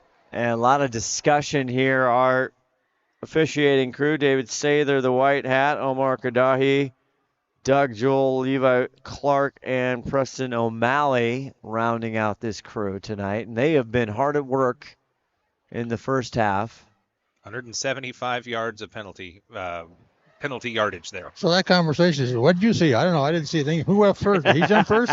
I don't know. I saw him jump first. Well, how are we going to call this? Well, I don't know. Maybe we should pick him up. No, let's call offside on somebody. It's an Abbott and Costello bit down there. And here, finally, they break the meeting up. Ran out of minutes on Zoom. I don't know what happened. Here comes Sather. Oh, and he's still going to discuss it more. Are they saying somebody was drawn off? That who initiated contact there? That little swim move with the hands. I'm trying to decipher. Dead All ball. of a sudden, Amp Oh, and it's going to go against Lake Stevens. Is that an illegal substitution? Is that what? Two calls there, and the sticks are moving downfield. What do we got there, Ronnie? I don't know yet. I'm going to try to find out. Dead ball and sportsmanlike on the defense is the call. Dead ball, unsportsmanlike. Yeah, you heard it from the PA. There you go, yeah. That's unusual in that situation on a, what was that, a 3rd and 4? Yeah, well, they had the same thing on a 3rd and 16 for Lake Stevens, 3rd and 22, I think, or 3rd and 16 for GP in the first half. But nonetheless, here we go. They're in Vikings territory just like that. A costly penalty for the Vikings as we're getting ready. Everybody's got to get into position. Back in action. Owens back for Glacier Peak, number 7 in white. Yeah, it seems like the officials may be the player of the game so far for Glacier Peak. And I'm not saying that to argue. Plays coming in. Lucas Entler, the senior. Translating. He's back. He's going to be back to pass. He had pressure in the first half. He goes down the right side. It's caught by Albright. What a catch by the 6'4" kid. That was excellent, and he just throws the heater in there, puts it where only his receiver can get it. I hesitated just a moment to make sure he caught that all the way through to the ground. No doubter, first down. And first time they've gone on that one-on-one matchup. Him and Seth Price, we talked about that in the first half. A height advantage for Zachary Albright being at 6'4". And they made it one-on-one because they went trips to the near side like they're doing now. So 1st and 10 now inside the red zone on the Stevens 17-yard line. Entler fakes, pumps. Now he goes. It's kind of a quail. It comes up, and it's incomplete. Going for Albright in double coverage. That was Seth Price. That was Price right there, yes. Price figured out what we've been talking about, that they're going to try and pick on him, and he says, nuh-uh, not in my house. R.I.P. Dikembe, by the way.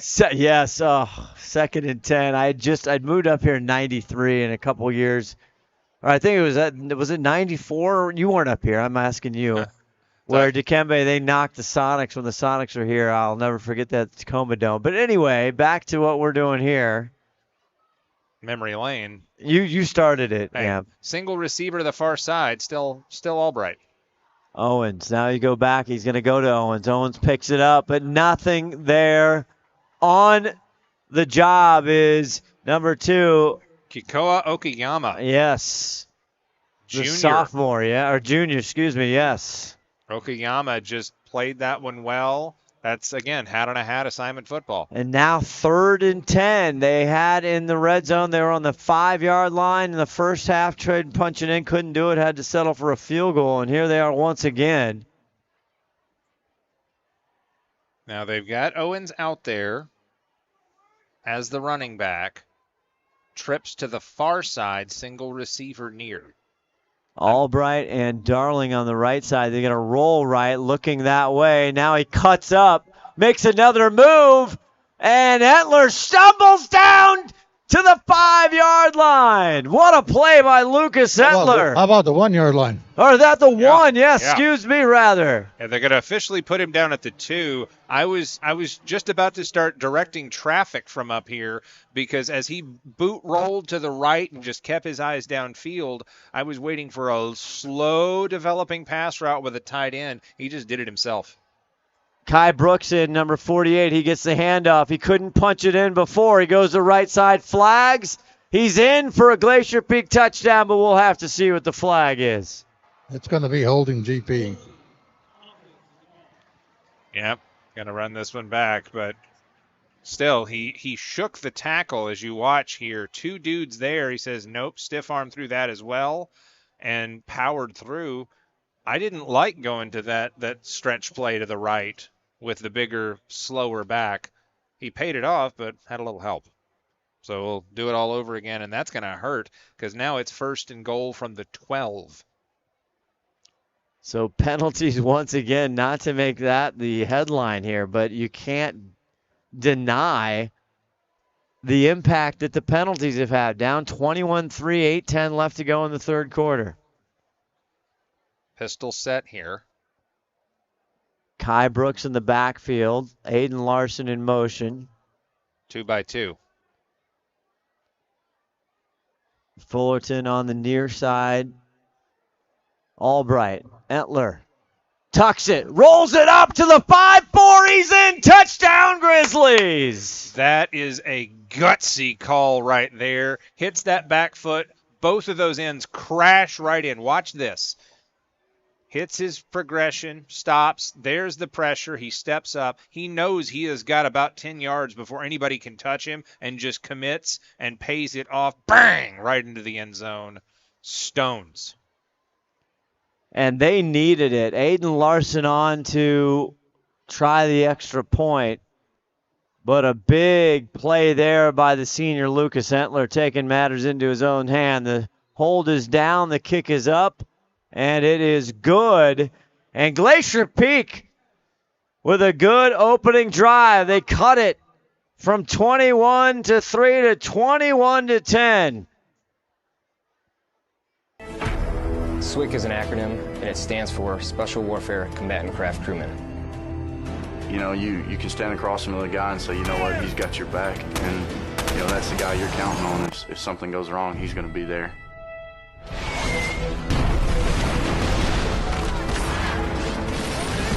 In the end, we're fighting for each other. This is Switch Doctor requesting immediate hot extract. Here on a team, about 22 of us on the boat. You know them personally, so you know exactly whose life you have in your hands. Everyone's come together, and everyone's sole mission is to do their job individually as best they can to benefit everyone else on the boat. I got a brotherhood, and it's a real brotherhood, and it's a loyal and honest brotherhood, and that's what matters.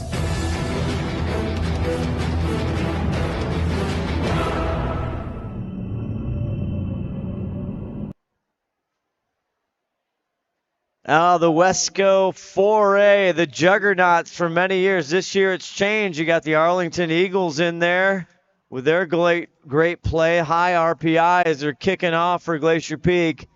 And it'll be taken just inside the 5 for the Vikings. Shakes it. Kennard gets up to the 28, and we'll see if Glacier Peak can get a stop. Let's go down to Ron the Wedge Henthorn. Yeah, down there, good time on the field here for Glacier Peak to see if they can get a stop. So Lake Stevens doesn't want that to happen, however. Let's see what happens. Well, in years past and a lot of games past, this is when Tom tried this, when the offense, they start shaking and get going. But penalties have held them back in some regard, both teams. And as you see, Jay-Sean Lamar and Colton Matson, he wants to get some pace. 1st and 10 for the Vikings. Hard count. Motion. Farrell, and they're going to get it to Farrell. Far side, breaks a tackle, but not much. He'll get maybe, I don't even know if they're going to give him one.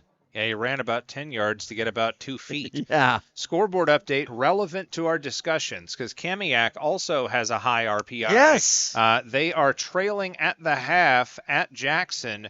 Both teams 3-1 overall. It's 14-12 Jackson Timberwolves. Wow. That should be a good ball game. So far, so good. Trips to the near side. 2nd and 9. Matson rolls to the near side. He's going to let it go over the head. Caught by Kennard. What a catch. Down the sideline. Caught up with inside GP territory to the 35. Dragged down by Darling. Cannon Kennard with a great catch, but it all starts with Colton Matson with a beautiful throw. He's got a fastball, he's got a rainbow, and he knows how to direct traffic and just put that ball on a string. My goodness, what a play by the senior. 1st and 10. Little option. Matson, now he's going to release far side. Misses that tackle. Kennard again. Run out of bounds at the 23-yard line. And on the play, Adrian Bedolla making the stop. But, yeah, just another big play. Kennard wants a T-shirt at the end of this game. Stay tuned. We'll have our Adrenaline Fundraiser player of the game. Also, our Les Schwab lineman of the night and our Grit proud parent of the game. 1st and 10 now at the GP 21. Jay-Sean Lamar, can you get 3 touchdown? He bulldozers over Grizzlies, and he's in for the touchdown. Give me 3 and touchdown Vikings. My, oh my, from 23 away. Unbelievable finish for Jay-Sean Lamar. They went with that buck. They went with that cross trap again. Second man through, and he hits it, and he surges, and they catch him at about the 6, and he drags dudes like they're rag dolls. He bulldozered over. I've said for a while I was raised by offensive linemen as we're on for point. Yeah, mooring up for the extra point, and it is up, and it is good, and the Vikings answer. We'll keep it right here, I suppose. Yes, we will. Todd Eggery, the executive producer. I was just saying, I've been raised by offensive linemen, and when you see plays like that, it gets you pumped up if you are an offensive line coach. That is at least his second of the day. Matson found Price earlier, and I think I'm missing one. So that's the third touchdown on mine for Jay-Sean Lamar, as we've got young Chad here running the board all of a sudden, sitting in, doing a great job here. Ron Henthorn, just when we thought GP had some momentum, Lake Stevens does what Lake Stevens does. Well, they got the big play and got it downfield, but, you know, this is high school football. If you're a high school football player, you don't know you've lost. You think you're going to win this ball game. So GP can come back if they don't let it get in their head. That's a very good point, Ron Henthorn. You got to win the mental game before you can win the physical game. Well, what I saw was 6'1", 200, and a lot of time in the weight room in the summer. Paying off for Mr. Lamar right there. 17 in black as Mooring looks to go kick off. That was outstanding. Yeah, and again, Big Brother doing Big Brother things at Oregon. So yes, Lamar's going to have all the offers he wants too. The Ducks have a good that's out of challenge. bounds. That's out of bounds as Fullerton watches it down there. Tried to kind of pin him back in the corner. Both of these special teams, kickoff teams, little redundancy there. They've tried to get the return out of it and just squib it, kick it away from folks, make them pick it up on just a dead flat. And that time you outthink yourself and give them the 35-yard line. 6:28 in the third, 28-10. Still a lot of time to go here as Glacier Peak. Well, Coach Tom Tride's not happy about them kicking that ball out of bounds. I think they're going to do it over. Oh, really? Oh. Okay. Well, they're going to do it over, but are they going to accept penalty yardage? Is that how that's going to work? Well, here we go. I guess they got the choice, perhaps. So, yeah, now we're going to try this one again. While they're doing that, let me remind our new media partner, Seattle Sports. You can listen and watch tonight's game on the Seattle Sports app. Want to do it? You can download the app and listen to Brock and Salk, Bump and Stacy, Wyman and Bob. By the way, Michael Bumpus, head coach at Monroe for many years. Did a great job. Was always kind to hear us at STSPN, but you can hear him on the radio. He's a big deal. Does the Seahawks pregame, postgame, halftime. He's a big deal. And he's in your Seattle Sports app. He is. Download it today, iOS or Android. As we try again, this one's going to be taken around the 15 from Michael Darling. Now he puts the burners on to get up to the 30. Tackle made by Gunnar Starcher and I believe Trayton Pester in on that. And Gunnar Starcher, by the way, he's had the same number all 4 years of his high school career, 41. Ooh, that's always good. You got to have that. And his favorite Lake Stevens alum, David Boogie Brown. Well, who is it? I mean, that's a good one to have. There are a lot to pick from here for Lake Stevens. 1st and 10 for Glacier Peak, the Grizzlies. Connor Aney at 52 in white, the big fella anchoring that line. Entler with the touchdown. Owens behind him. And Owens will get the rock. Owens fights through with a big hit. Big number 77 came flying in there. Ted Kura. Ted Kura.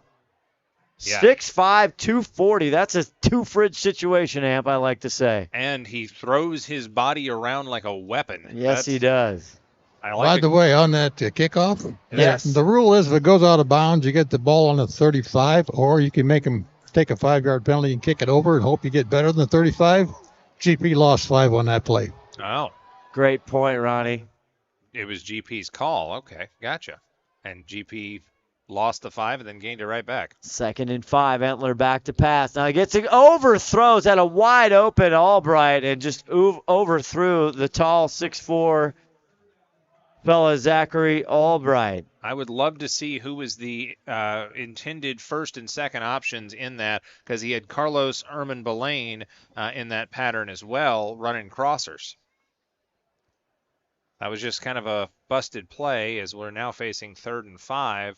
I don't know if you keep it on the ground or not. Herman Belain will shift to the near side, and they'll go with Kalel Chim on the far side. Owens in the backfield. First time seeing Chim out there, unless that's an 8, not a 0. That's an 8. It's an 8 and Larson. I was saying 4-0 or 4-8. And now whistles. That was pretty. That was Chim. It's going to be a timeout. Glacier Peak. We will take one, too. 28-10 STSPN's Friday Night Light presented by Les Schwab Tire. Here's Seattle Sports on 710 is your radio home for the Seattle Mariners. Back, and over the wall for a home run. Every home run, every strikeout, every Mariners win. Swing and a miss and a slider, strike 3, and it's over. And catch the game on your smartphone.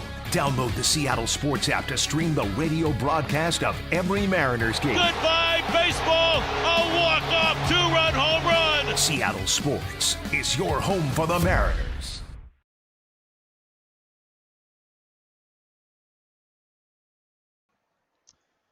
just got a score from down there at Veterans Memorial Stadium. 17-7 Mount Vernon. The Bulldogs right now up on the Panthers. Back here, Scott Ohsman, Amp Harrell, Ron the Wedge, Henthorn with you. Lake Stevens up 28-10 over Glacier Peak as the Grizzlies come out off that timeout. A somewhat critical 3rd and 5 here with 5:32 left to go in the third quarter. Yeah, you want to convert here. You want to get in front of the sticks again. 3rd and 5, empty set now. They go back, and Albright will get that first down, and the Big Fella bumbles up to the mid-stripe. Good play there by Albright. That was a good play design as they emptied the backfield and then faked the little dump-off pass out of the backfield, which opened things up on the right side for that first down and then some. Scoreboard update from Jackson. That's 20-12. Jackson extends the lead over Kamiak. So Kamiak in danger of picking up the loss there. All kinds of action here on Friday nights around Wesco 4A and 3A. Entler now trying to get this drive going. He'll go over. It is caught by number 40 you mentioned earlier, Chim. and that is Chim, Kalel Chim, the 6-foot junior. They saw something there, put him in the slot, and just find him down the seam. We'll take it. This program height and weight, 6 feet, 200 bills. That's an athlete right there. That is. That's a dog. So a nice play there. Another first down into Vikings territory here at the 42-yard line. 4:20 left to go in the third. Chim, Darling, and Albright stacked to the right side, or the top of your screen, if you will. Fullerton to the near side. Entler going back, dumps it off to Fullerton. Fullerton crossed the 30, 25 to the 20. Can he beat one guy? He's taken down inside the 5. Excellent job to just set his heels. Dylan Finney, he sacrificed his body. Watch him in your screen right there, 1-4. Oh, no, excuse me, it wasn't 14. 14 cleaned it up on the backside. I didn't see who went low. Regardless, 3:55 left, 1st and goal. They get it to Kai Brooks. He tries to go on the right side, and he is broken up and carried for a loss. Again, the Vikings defense coming up big here inside the 10. Big fella, I believe that was Blake Moser, or I'm not sure who that was. I saw Cody Lungroth. There's Doherty in there as well. Well, there was a big dude with a small jersey number that was army crawling away from the pile. Big 77, Ted Kuros. 6'5", 240 in there. Here we go. 2nd and goal from the 7. Brooks still in the backfield. He's going to get the ball again. He's got some open field, but not enough. And they get him down again. I think that was 66 in there, Keegan Brown. I think you're right. Hard to see these numbers on the black jerseys. Just spying on that edge. They're trying to work that short side on that stretch play toward the pylon. He doesn't have to get much if he can just get that edge, but nobody's blocking the end. Let's go to offensive coordinator Ron Henthorn. What do you call here, Ronnie? You call the running play, and don't sweet. Just bust it up the middle. You got 5 yards to go. Let's go get it. Now they switch it up. They got Owens in the backfield. Trips right now. Motion Darling. Now he runs to the near side. Entler's going to go to the air. Oh, too much. Incomplete. Trying to go to Fullerton. And it'll be 4th and goal again. That was a timing play, and he put a little too much air under it. But there were 2 defenders locked down on that play.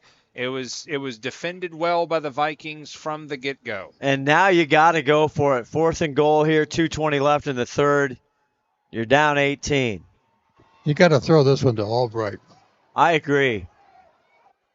See, I'm going old school. I'm thinking you should have run it on that last play like Ronnie said, but I would run it on this play. 18 on the far right side. That's Albright. Owens in motion now. Entler, he fakes one side, goes to Owens. Nobody there. It's broken up. And they will turn it over on downs. A great heady play there by Trayton Pester.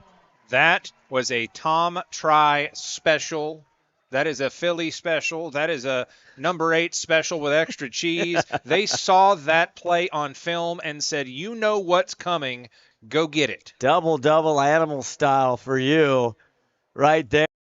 Again, Lake Stevens just calling it up, dialing it up when they have to. They had 1st and goal and once again denied. And now, from your own end zone, you got to get out of the shadow of your own goalposts. Colton Matson here. They hold it off. What a big play that was. They get it off to Lamar. Lamar gets him out of their own end zone, but there is a flag. Was that a block in the back, possibly? Because I did see, I think it was Isaiah Olson get blocked down into his own, into the tackle, I should say. That was the call. Okay. Yeah, so what happened on that was quite simply the lineman, I believe, for Lake Stevens got out in front. He got beat, and then he tried to block. He tried to block one of the up men out of the way. He instead blocked him both in the back and into the legs of the ball carrier. So, not advised. Yeah, you caused the tackle and cost your team a couple of yards there. Yellow flags are getting stained on this green grass down here. There's a lot of them. 1st down and 9 to go. Matson, he's going to look right over. He'll get it to Howard. Keegan knocks one guy down, and he's pushed out of bounds. That was an excellent play design defensively and offensively. They went straight blitz. GP did. Atticus Quist got him some, but that was a hot pass over the top. It was gone as soon as it hit his hand. Put him down at the 16-yard line. Vikings 1st down. Yeah, Vikings just cool as the other side of the pillow here, even as they shoot themselves in the foot with a penalty on the first play. I tell you, that just took a lot of wind out of the sail for Glacier Peak. They had a chance here to cut it. Lamar now up the gut. He's taken down by 2 or 3 Grizzlies. Quist and Green combine on the initial contact. Number 2, Kevin Bonchi there on the tackle as well. And as we're approaching 90 seconds left in the third, Lake Stevens just wanting to take a Bowie knife to that football, take all the air out of it, and then finish it off. 2nd and 4 on their own 22-yard line. Matson back. He's going to go to the air.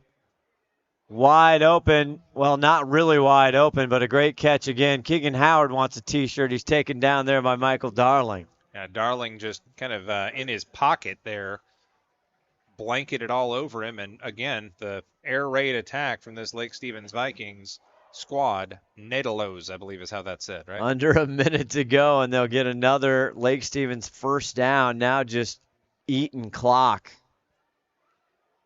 Under a minute, approaching 45 seconds left in the third. Kennard in motion. They fake it to Lamar. They get it over. It's caught by Price. And Price will get him up to the 49-yard line of Vikings first down. The Price is right on that one. The initial fake, just freeze everybody, and then just take your pick. It's like playing Madden out there. Quist on the tackle once again. Under 30 seconds left in the quarter. Quist having a good night. 1st and 10 again, and seems like Glacier Peak right now does not have an answer for this Vikings offense. Matson now will hesitate and look over. Price on the near side. Kennard. Howard now. They're gonna let the quarter go. We head to the 4th. Lake Stevens wants to put another one down. 28-10, all Vikings. McDaniel's Do-It Center is located in beautiful Snohomish, Washington. Locally owned and operated for over 40 years. They are proud to provide the Snohomish Valley with exceptional hardware, tools, lawn and garden, and sporting goods products. Their commitment to delivering legendary customer service and their outstanding employees continue to make McDaniel's the best and one of the most recognized Do-It-Best centers in the nation. Stop by and experience for yourself the difference between McDaniel's and the big box stores. Discover why so many people are choosing to shop at McDaniel's. Seattle Sports on 710 is your radio home for the Seattle Mariners. Back and over the wall for a home run. Every home run, every strikeout, every Mariners win. Swing and a miss and a slider, strike 3, and it's over. And catch the game on your smartphone. Download the Seattle Sports app to stream the radio broadcast of every Mariners game. Goodbye, baseball. A walk-off 2-run home run. Seattle Sports is your home for the Mariners. Back here already, the Vikings go to work. Matson rolls out. He's going to go deep. Is it? Yes, it's intercepted. What a catch by Kevin Bonchi. A tip drill to himself. He returns it back, and that could be something GP can get excited about and get him back in this ball game. That is a momentum shifter in the first degree as Bonchi just tracked that one down. That was somewhere between the lollipop and the fastball, and he put a little too much under it and leap and knock away. Ronnie. Speaking of getting in between, if I hadn't gotten out of the way, I'd had to tackle the kid. I saw that. My money's on you all the time, Ron. I had to protect myself. I had to run. Interesting. Again, they go aggressive. They could have just kept running the ball and eating clock as far as Lake Stevens, right? But they went deep, and a great play there by Kevin Bonchi, his brother down there at Grand Canyon. Hopefully he's watching his brothers play. He was a big star at Glacier Peak last year. So 1st and 10 for Glacier Peak. Entler, he's going to go over, get it over, and it's caught. Big number, 40. Mr. That's Chim again. Khalil Chim, rather. I think Coach needs to yell at some folks all of a sudden, Coach being Coach Try, because I think Lake is just kind of going, wait, what just happened? This game was over like 30 seconds ago. We were winning. And now there's just a lot of looking to the sidelines and standing around. Like, yeah, you're up by 18, but you've still got 11 minutes to go. See if GP can make this one interesting. I mean, the defense just gave them everything there. Albright on the near side here. They've gone to him. Entler no, looks to the other side. Now he tucks it up, and he's quickly. That hole is taken down by 56. Great play there by Doherty, and we called his name a number of times. Boy, the hole just went away quickly. Yeah, that's one I do not have a complaint about because he saw what was happening. I don't know if he was playing spy robber, whatever it was. He knew when the quarterback does this, I go hit him. 3rd and short here. Huge tackle. 10:27 left to go in the game now. Entler will give it off to Owens. Owens has problems. Did he get there?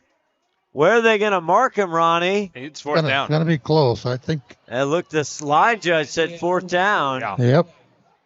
Yeah, they're going to say his knee was down a yard short. So this is a big play right here. 4th and a yard. 2 timeouts for Glacier Peak, and Shane Keck, the head coach who is the offensive play caller, he's got to dial something up. You got to run this one again, guys.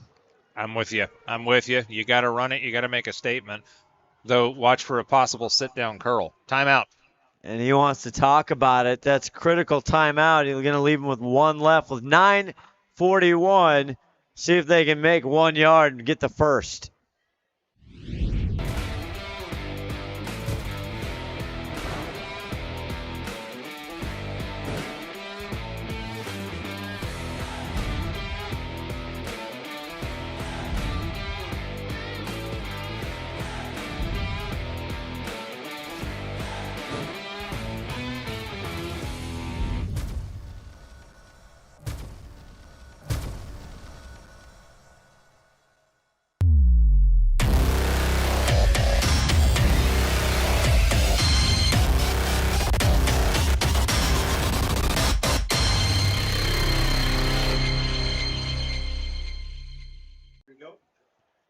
Friday Night Lights. Every Friday night, nobody brings it to you like STSPN, presented by Les Schwab Tires. Scott Ohsman, Amp Harrell, Ron the Wedge Henthorn with you.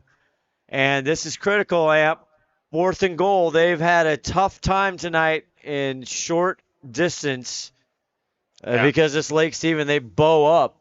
The defense does here, and we'll see if they can get 1 yard. They crowd the box on 4th and 1. Watch if there's somebody open in some sort of a soft zone to the outside. Owens in the backfield. Entler's going to go through the air. He's looking, scrambling. Needs 1 yard. They get it to Albright, and he's going to get a Glacier Peak first down. He has been big tonight. It's Zachary Albright. Albright just does his job and finds a way to get open and show the 1-8 to his quarterback who's running for his life. You got to give Albright a big gold star for that because he ran that route downfield, turned around, came back to his quarterback and said, here I am, give it to me. A huge first down here with 9:25 left to go in this ball game.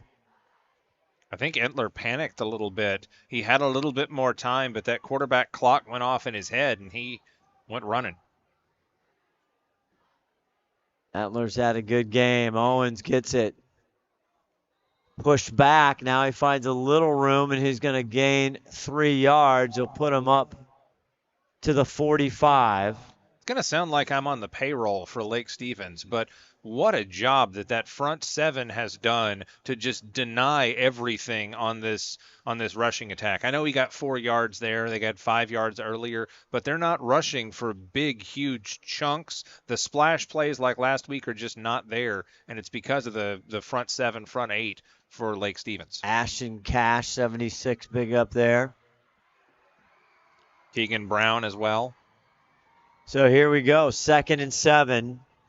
Entler empty. Now he steps up. He's got trouble. The ball's down. Oh, fumble. Fumble. Who has it? Another big tackle, and it looks like GP recovered. Oh, my. I think on the bottom of that pile is Dane Chapman, one of the big guys up front, 66, who fell on the grenade. That is trouble with a capital T. And now they sit at 3rd down and 10 yards to go to keep this drive alive off the big INT from Kevin Bonchi. That was kind of a free fire blitz there. Had dudes buzzing the tower 2 different waves, and the second one knocked the ball loose. Entler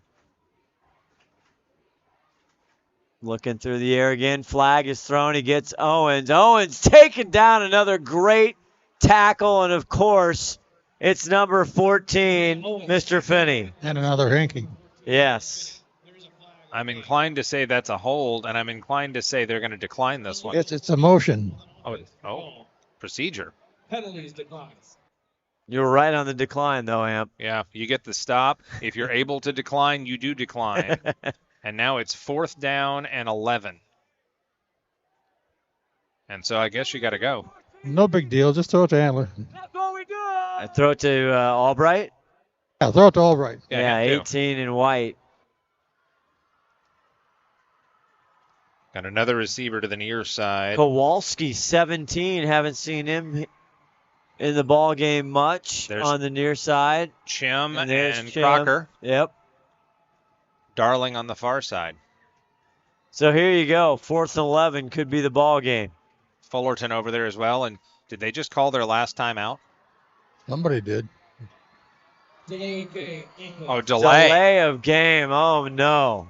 Mm-mm. If you're Glacier Peak, you didn't want to make it more difficult. 4th and 16 now. Well, you could see Entler. He was kind of flinching his hands. He's like, I got to call something. And if you call a timeout, yeah, you save 5 yards and you run out of timeouts for the rest of the game. Well, 4th and 16 now. 6:49 left to go. And they need some big play here. Kowalski on the near side. Entler has to come up. He doesn't have time. He gets it. He's got to huck it. He goes way downfield. It's intercepted if he's in bounds. I don't think he's in bounds. Out of bounds. But Okayama just went and got that thing. Kakoa Okayama and Entler just had to let it rip. He was trying to go to Fullerton, and that will turn it over. And with 6:39 left, never say never, but that could have done it. Yeah, that's a tough spot to be in. Again, if you're GP and Lake Stevens, they're probably going to run this, but I would not put it past a kill shot. Well, I think the big thing is 4th and 11 is a lot different than 4th and 16. Yeah, when they changed, it looked like they might have changed personnel there. It was really just a little nudge of the formation, but I thought they might have even punted when they lost the extra 5 yards. So here come the Vikings again. They play Jackson, the Timberwolves, next week, as Colton Matson will hand it off to no, he'll keep it. Oh, Matson! Oh, that is filthy. Gets out of one tackle, and he's cracked down, and Lake Stevens doesn't like to hit, and they're going to get a flag as he gets down to the 25-yard line. Take another look. Atticus Quist lays the wood. He's down, and he just kind of slides over. That was very accidental. I think he should pick that one up. Yeah. Oh, they did throw the flag on that, though. Yeah, and they're discussing it. Hit on a defenseless player here. It wasn't so much that he hit him that hard. It was that he couldn't stop his motion. And, yep. Yeah, he tried not to hit him. He just went over the top of him. Bad call. And he did kind of thump him in the helmet a little bit, too. By the way, you mentioned Jackson on the schedule for next week. We're still in the 3rd. It's Jackson 26, Kamiak 12. Wow. Timberwolves pulling away at Everett Memorial Stadium.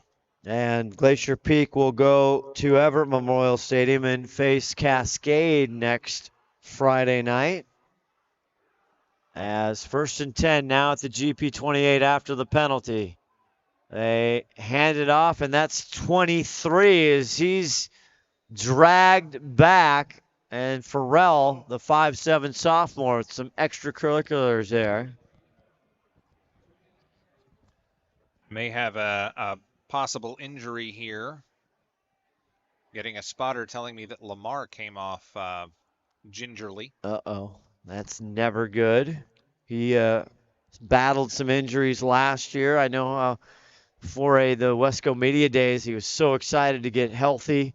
Had a great summer come into this season. So Farrell there.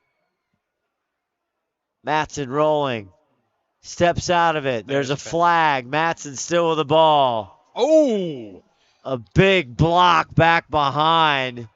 And flags are everywhere.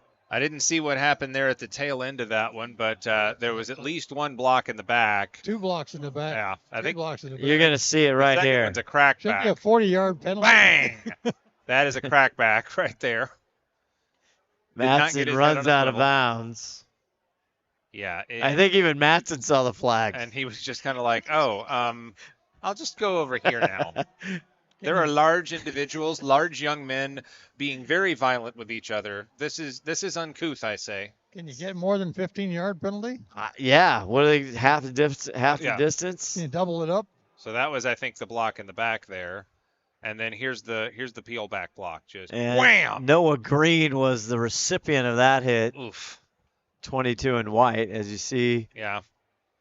And once again, Tom Try, a teachable moment here. The penalties have been quite a lot here for the state champs. And you do that. I know we were just, sounding like NFL's jacked up here, but that's one. Yeah, we're not celebrating these penalties or hits, but just whammy, and that's why it's a penalty, because these are young men that we're trying to keep safe. Back live.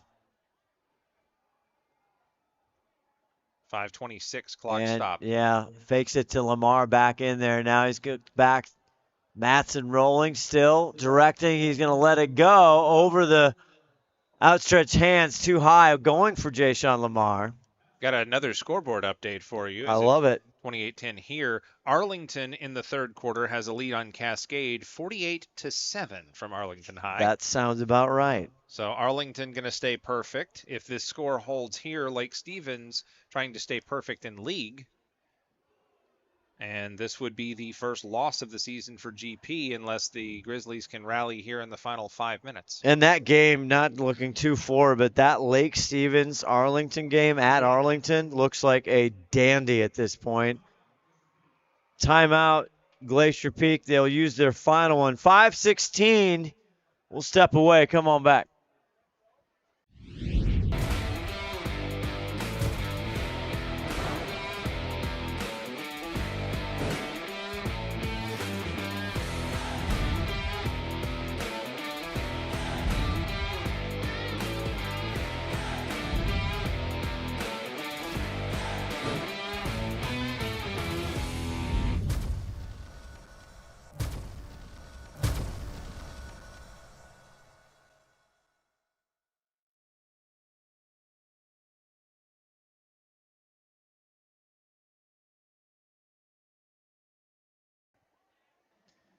Discussion of our Adrenaline fundraiser play of the game tonight. Right after the conclusion of this ball game, we'll go down around the Wedge Henthorn. We got fancy, nice, high-quality T-shirts to hand out, along with our Les Schwab lineman of the night. And Amp, who's the leader in the clubhouse, is 5:16 left. Well, looking at the Lake Stevens Vikings, well, let's have the play first. I don't want to step on your call. Okay. Matson rolls to the right. Gets it, a flag, another one. He connects, and that's Kennard down inside the 15. They'll put him, looks like at the 12 or 13, but we got another flag. Can we give a player of the game shirt to the officials? That hasn't been done, but wouldn't put it. No. It's an option. As far as Les Schwab Tires lineman of the night, Ashton Cash has been a little bit of everywhere for that Lake Stevens line. Luke Baird has been solid. Keegan Brown has been flying all over.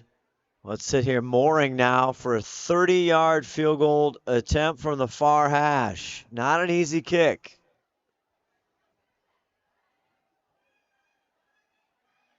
The hold, Mooring up.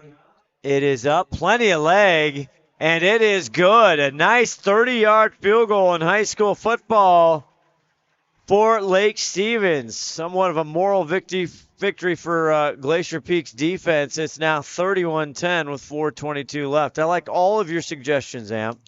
Well, are you asking? Seattle Sports on 710 is your radio home for the Seattle Mariners. Back, and over the wall for a home run. Every home run, every strikeout, every Mariners win. Swing and a miss and a slider, strike 3, and it's over. And catch the game on your smartphone. Download the Seattle Sports app to stream the radio broadcast of every Mariners game. Goodbye, baseball. A walk-off 2-run home run. Seattle Sports is your home for the Mariners.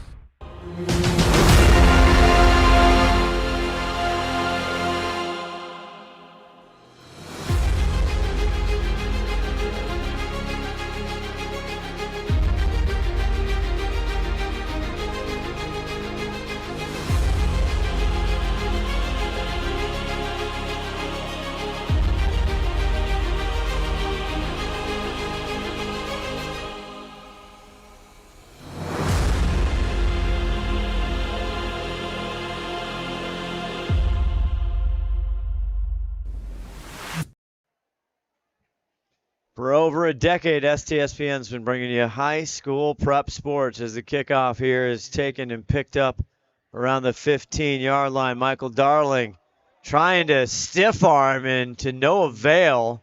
He's brought down by big number 88. That's X Robinson. Nice job by the sophomore Robinson. And just grabs on and pulls him to the ground with authority. Almost forgot another candidate for our Les Schwab Tires lineman of the night, that being big number 56, Braden Doherty. 6 foot, 215, and has gotten to know the opposing quarterback a few times. He has. We have called his name plenty of times tonight here. 31-10, 4:15 left to go. Up by 21 with 4 and change left. Lucas Entler, the senior there, and looks like they got Francis Crocker, 24 in white, as the running back here. Low snap. Entler's going to let it rip. Going to Albright down too much. Good coverage, though, by all night Seth Price. A good matchup, Price and Albright. Yeah, those two have been hand fighting all night, and that was kind of a fade. And I think they just kind of locked each other up and couldn't get out of the breaks or out of the blocks enough to get under that one. We're talking again about Lake Stevens in this Wesco, obviously Bellevue and Sumner, but took care of Mariner and Cascade. But that Arlington game, and I can't wait. We're going to actually have the Arlington Glacier Peak game. The phenom quarterback, Leighton Martin. Amp, have you had a chance to see him? I have not seen a thing of Arlington sports, really, and that's not by choice. It No. just hasn't come up for me. That's exciting. 2nd and 10. Entler rolls, fires, and I think he caught that on the far side, and that's Michael Darling with the reception. Dives to the ground, couldn't get out of bounds, brings up 3rd and moderate. But many coaches and people, this is good sources. Leighton Martin, they're saying he's probably one of the best in the state. Obviously, we're seeing Colton Matson tonight, but just a spectacular high school quarterback. And, I mean, leading Arlington potentially to a 5-0 start. That's another thing that Eagles program has done, is just build some quality football teams and quality athletes year after year. That's going to be a tough game November 1st, Lake at Arlington.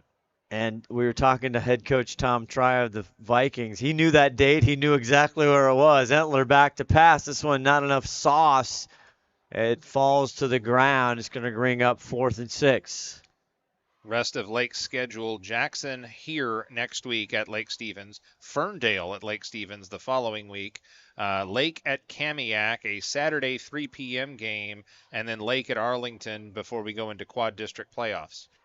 Yeah, that last game of the regular season. Handler looked a little frustrated on that last play. He kind of got let it go of the ball pretty quick. He had all right over it. And they're going to, Ronnie, they're going to punt this off. Aiden Larson back to punt. 3 scores, too much to go for it on your own end. Yeah. Good snap, and he gets the punt away. Nice punt by Larson. Oh, it's in the way there. I don't know if it hits somebody. The ball could still be live. Nope. I do like the play of those special teamers, the kick coverage team in white for GP. And they were trying to say that should be ours. Yeah, Crocker asking why, the coaching staff pointing their way. I didn't see it get touched. I thought the Lake Stevens defender on the receiving team, now they're talking about it. Ronnie, did you have a good look? I was too far away to see it, but they're talking about it, and GP says he touched it. I don't know if the referee saw it. If they didn't see it, they can't call it. Yeah. See all the hands pointing all the white jerseys. And I think the official on the far side basically just said, I didn't see it. I didn't have a good angle. I didn't have a good look. I didn't see if he touched it or not. That's what that looks like to me, which means this is going to stay with Lake. Well, take it up to the replay booth. Let's see what they say. Yeah, I don't know if you have another look at that, Todd. Elvig. They said touched or looked like that was an illegal touching, but no, I think they just said it was touched there, and that's where Lake will have it. So right now for our Adrenaline Fundraiser play of the game with 3:08 left is Colton Matson there, and you got Lamar for the player of the game, correct? I think so, yeah. 3 touchdowns. Kind of hard to say no to that. Our Les Schwab lineman of the night is Doherty. And after that, it's a grit proud parent as the handoff here. Farrell. And Farrell's run out of bounds after a nice gain. Penalty marker down because of course there is. Of course there is. Meanwhile, turning the page while we sort that out, Glacier Peak potentially, probably taking their first loss. They get a couple radio games. GP at Cascade next week. Arlington at GP on the 18th. Yeah, and that's when you'll see that right here on STSPN. And you'll see Ferndale at Snohomish, we're told, as well. Jackson at GP on the 25th of October, and then Glacier Peak at Kamiak. Important seeding game there going into the playoffs. Yeah. Matson back here, 1st and 20 after the flag. Nice cut up. Good move by Farrell. And Jay Farrell, the sophomore, getting some meaningful time here. Guess what's on the field? Another yellow flag. Luke Baird holding his leg, a little slow getting up. Offensive lineman for Lake as well. Hold on the offense. 2:41, and that might be 2 hours and 41 minutes at this rate. This is looking like an NBA last 3 minutes. 31-10, 20-point lead for Lake Stevens, as they're going to stay in a tie for first place, undefeated atop the league. The good news is for Lake Stevens is it's first down. The bad news it's 30 yards. Yeah, we've had some first down, second down, and like 30. We've had some long ones tonight. First down in Nate's market here. Yeah, Farrell in the back, and they're going to pitch it to Farrell. Farrell, and he's stuck and met and put back down. Luke Fullerton says, have a seat. Yeah. No one goes past the 20 there. GP has no timeouts. Yeah. Vikings just run the ball. Yep. And punt it and give it up. That's right. You see this below us out of frame right now. The student section's getting excited down on the track. It's a combination of pink, I guess, for Breast Cancer Awareness Yep. Month, and construction safety gear. Yes. They're high visibility here. Farrell gets the pitch. And Fullerton just sets the edge and says, nope, nuh-uh. And credit to the GP players, down 31-10 here, $134. They're not going to win this game, but they're still playing hard. Yeah, I mean, you're fighting for every blade of grass, and you're fighting for your reps next week. 21-3 at halftime, and then GP thought they had something going with that 10. Got 7 on the board there, but that was it. And then the Vikings defense went to work and had some big stops. And that's kind of been the ball game other than penalties is Matson hands it off again, breaking up a big play. And he gets all the way up to the 28-9-yard line. And that's Jay-Sean Lamar, our Adrenaline Fundraiser player of the game. What a night for Lamar. And that should do it. As we get this one down to zeros. New score from Arlington, 55-7 Eagles. Arlington's legit. With a legit stud quarterback, too. Brand new this year, back in the Wesco 4A now. They've expanded here with Cascade and Arlington. I guess they're going to get one more playoff with 19 seconds left to go, and Matson's going to go. Now he scrambles, in trouble. And he's going to run it up. 8 seconds. He'll slide down. He'll keep inbounds. And that'll do it. And that should do it. Oh. That's the ball game. Well, no. Oh. Did they say he slid out of bounds? He did not go out of bounds, but that should do it. Oh. Just turnover on downs. Well, turnover on downs because that was, fourth down. So. By the way, Kamiak trying to come back in the Jackson game. Fourth quarter, 33-19 Timberwolves. Going to be an interesting 4A. Yes. Or an interesting Wesco 4A, I should say. Hope you've enjoyed tonight's presentation of Friday Night Lights right here on STSPN, presented by Les Schwab Tire. Make sure you subscribe to our YouTube channel. Check us out on all social platforms, Snohomish Times Sport Network. And Lake Stevens wants a timeout with 3.1 seconds left? Wow. Question mark? Well, it appears that may have been a personnel issue as someone was coming on late.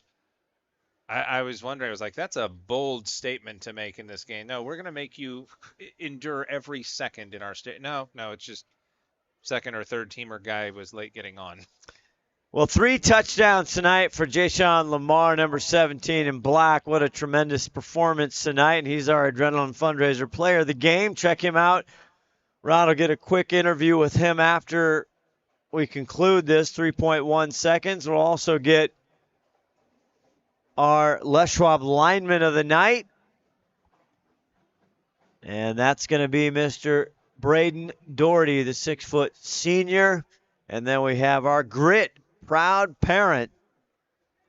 All the big T-shirts with Ron the Wedge Henthorn, the biggest celebrity of STSPN right there, as this should be the final play, and it is. They touch down, they shake hands, and there you go. Once again, the Lake Stevens State Championship moves on with a victory here, 31-10 over Glacier Peak. The Grizzlies haven't quite figured out the puzzle here at Lake Stevens.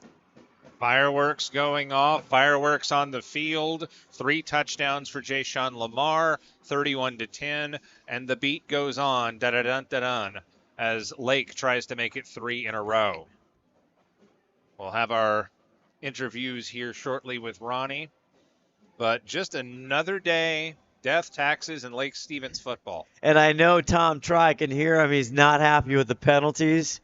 So a lot of things to clean up as they move along, but they have to be looked at as one of the leaders as far as, again, contending for another 4A state title, which would be unheard of.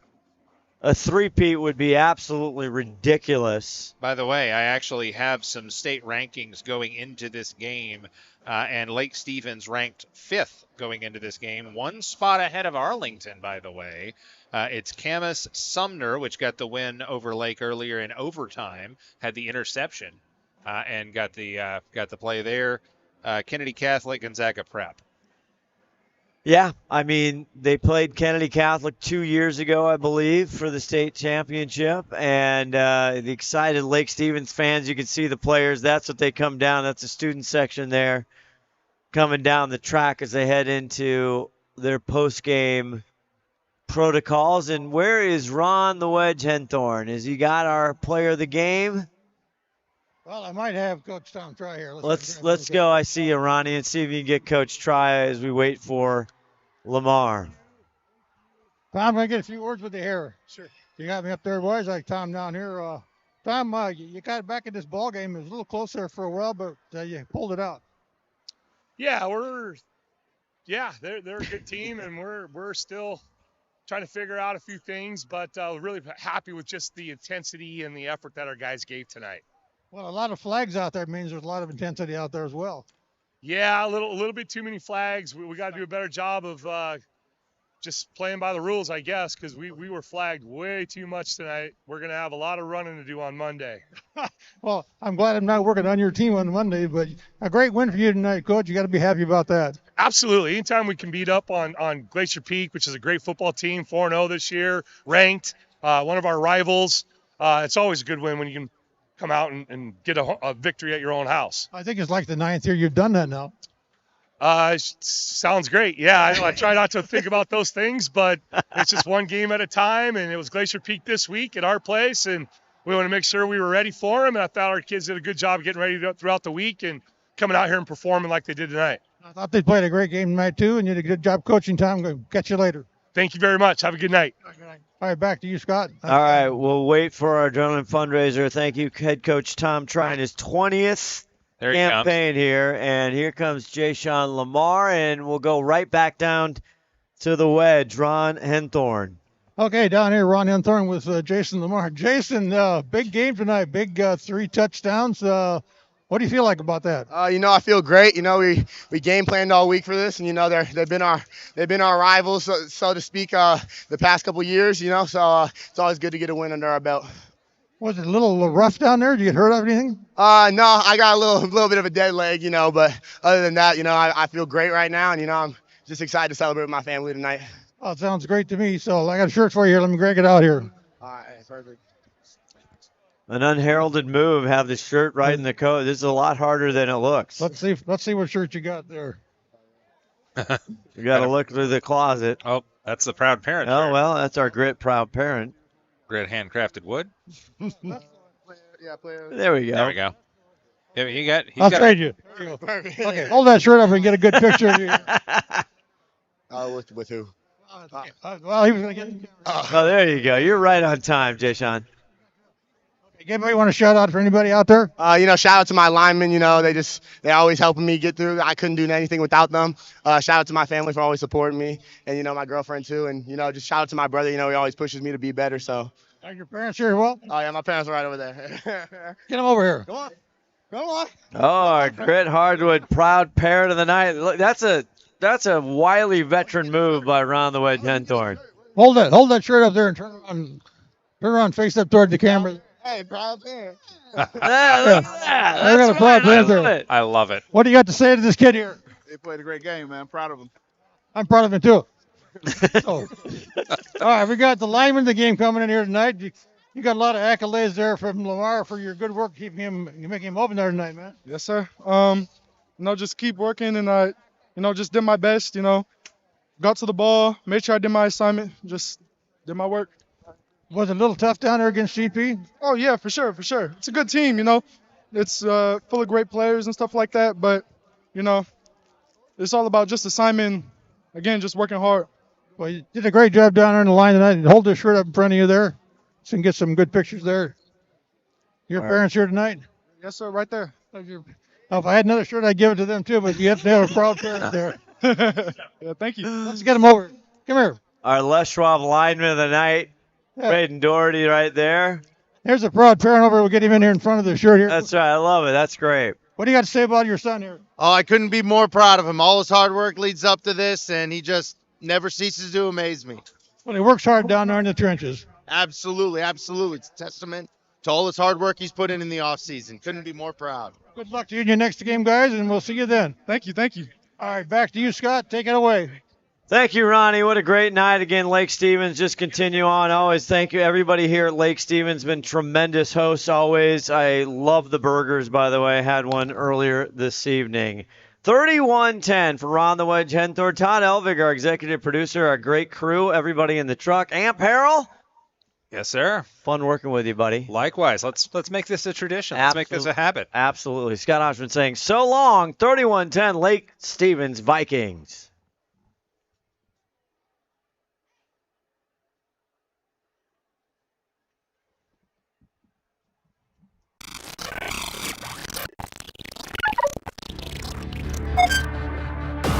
Right there, he peels out, hammer, tries to throw it in the middle, falls down, does he catch it? Dylan catches it! Oh, no! It goes in, does he get there? I think he's right in front of the line, not quite in.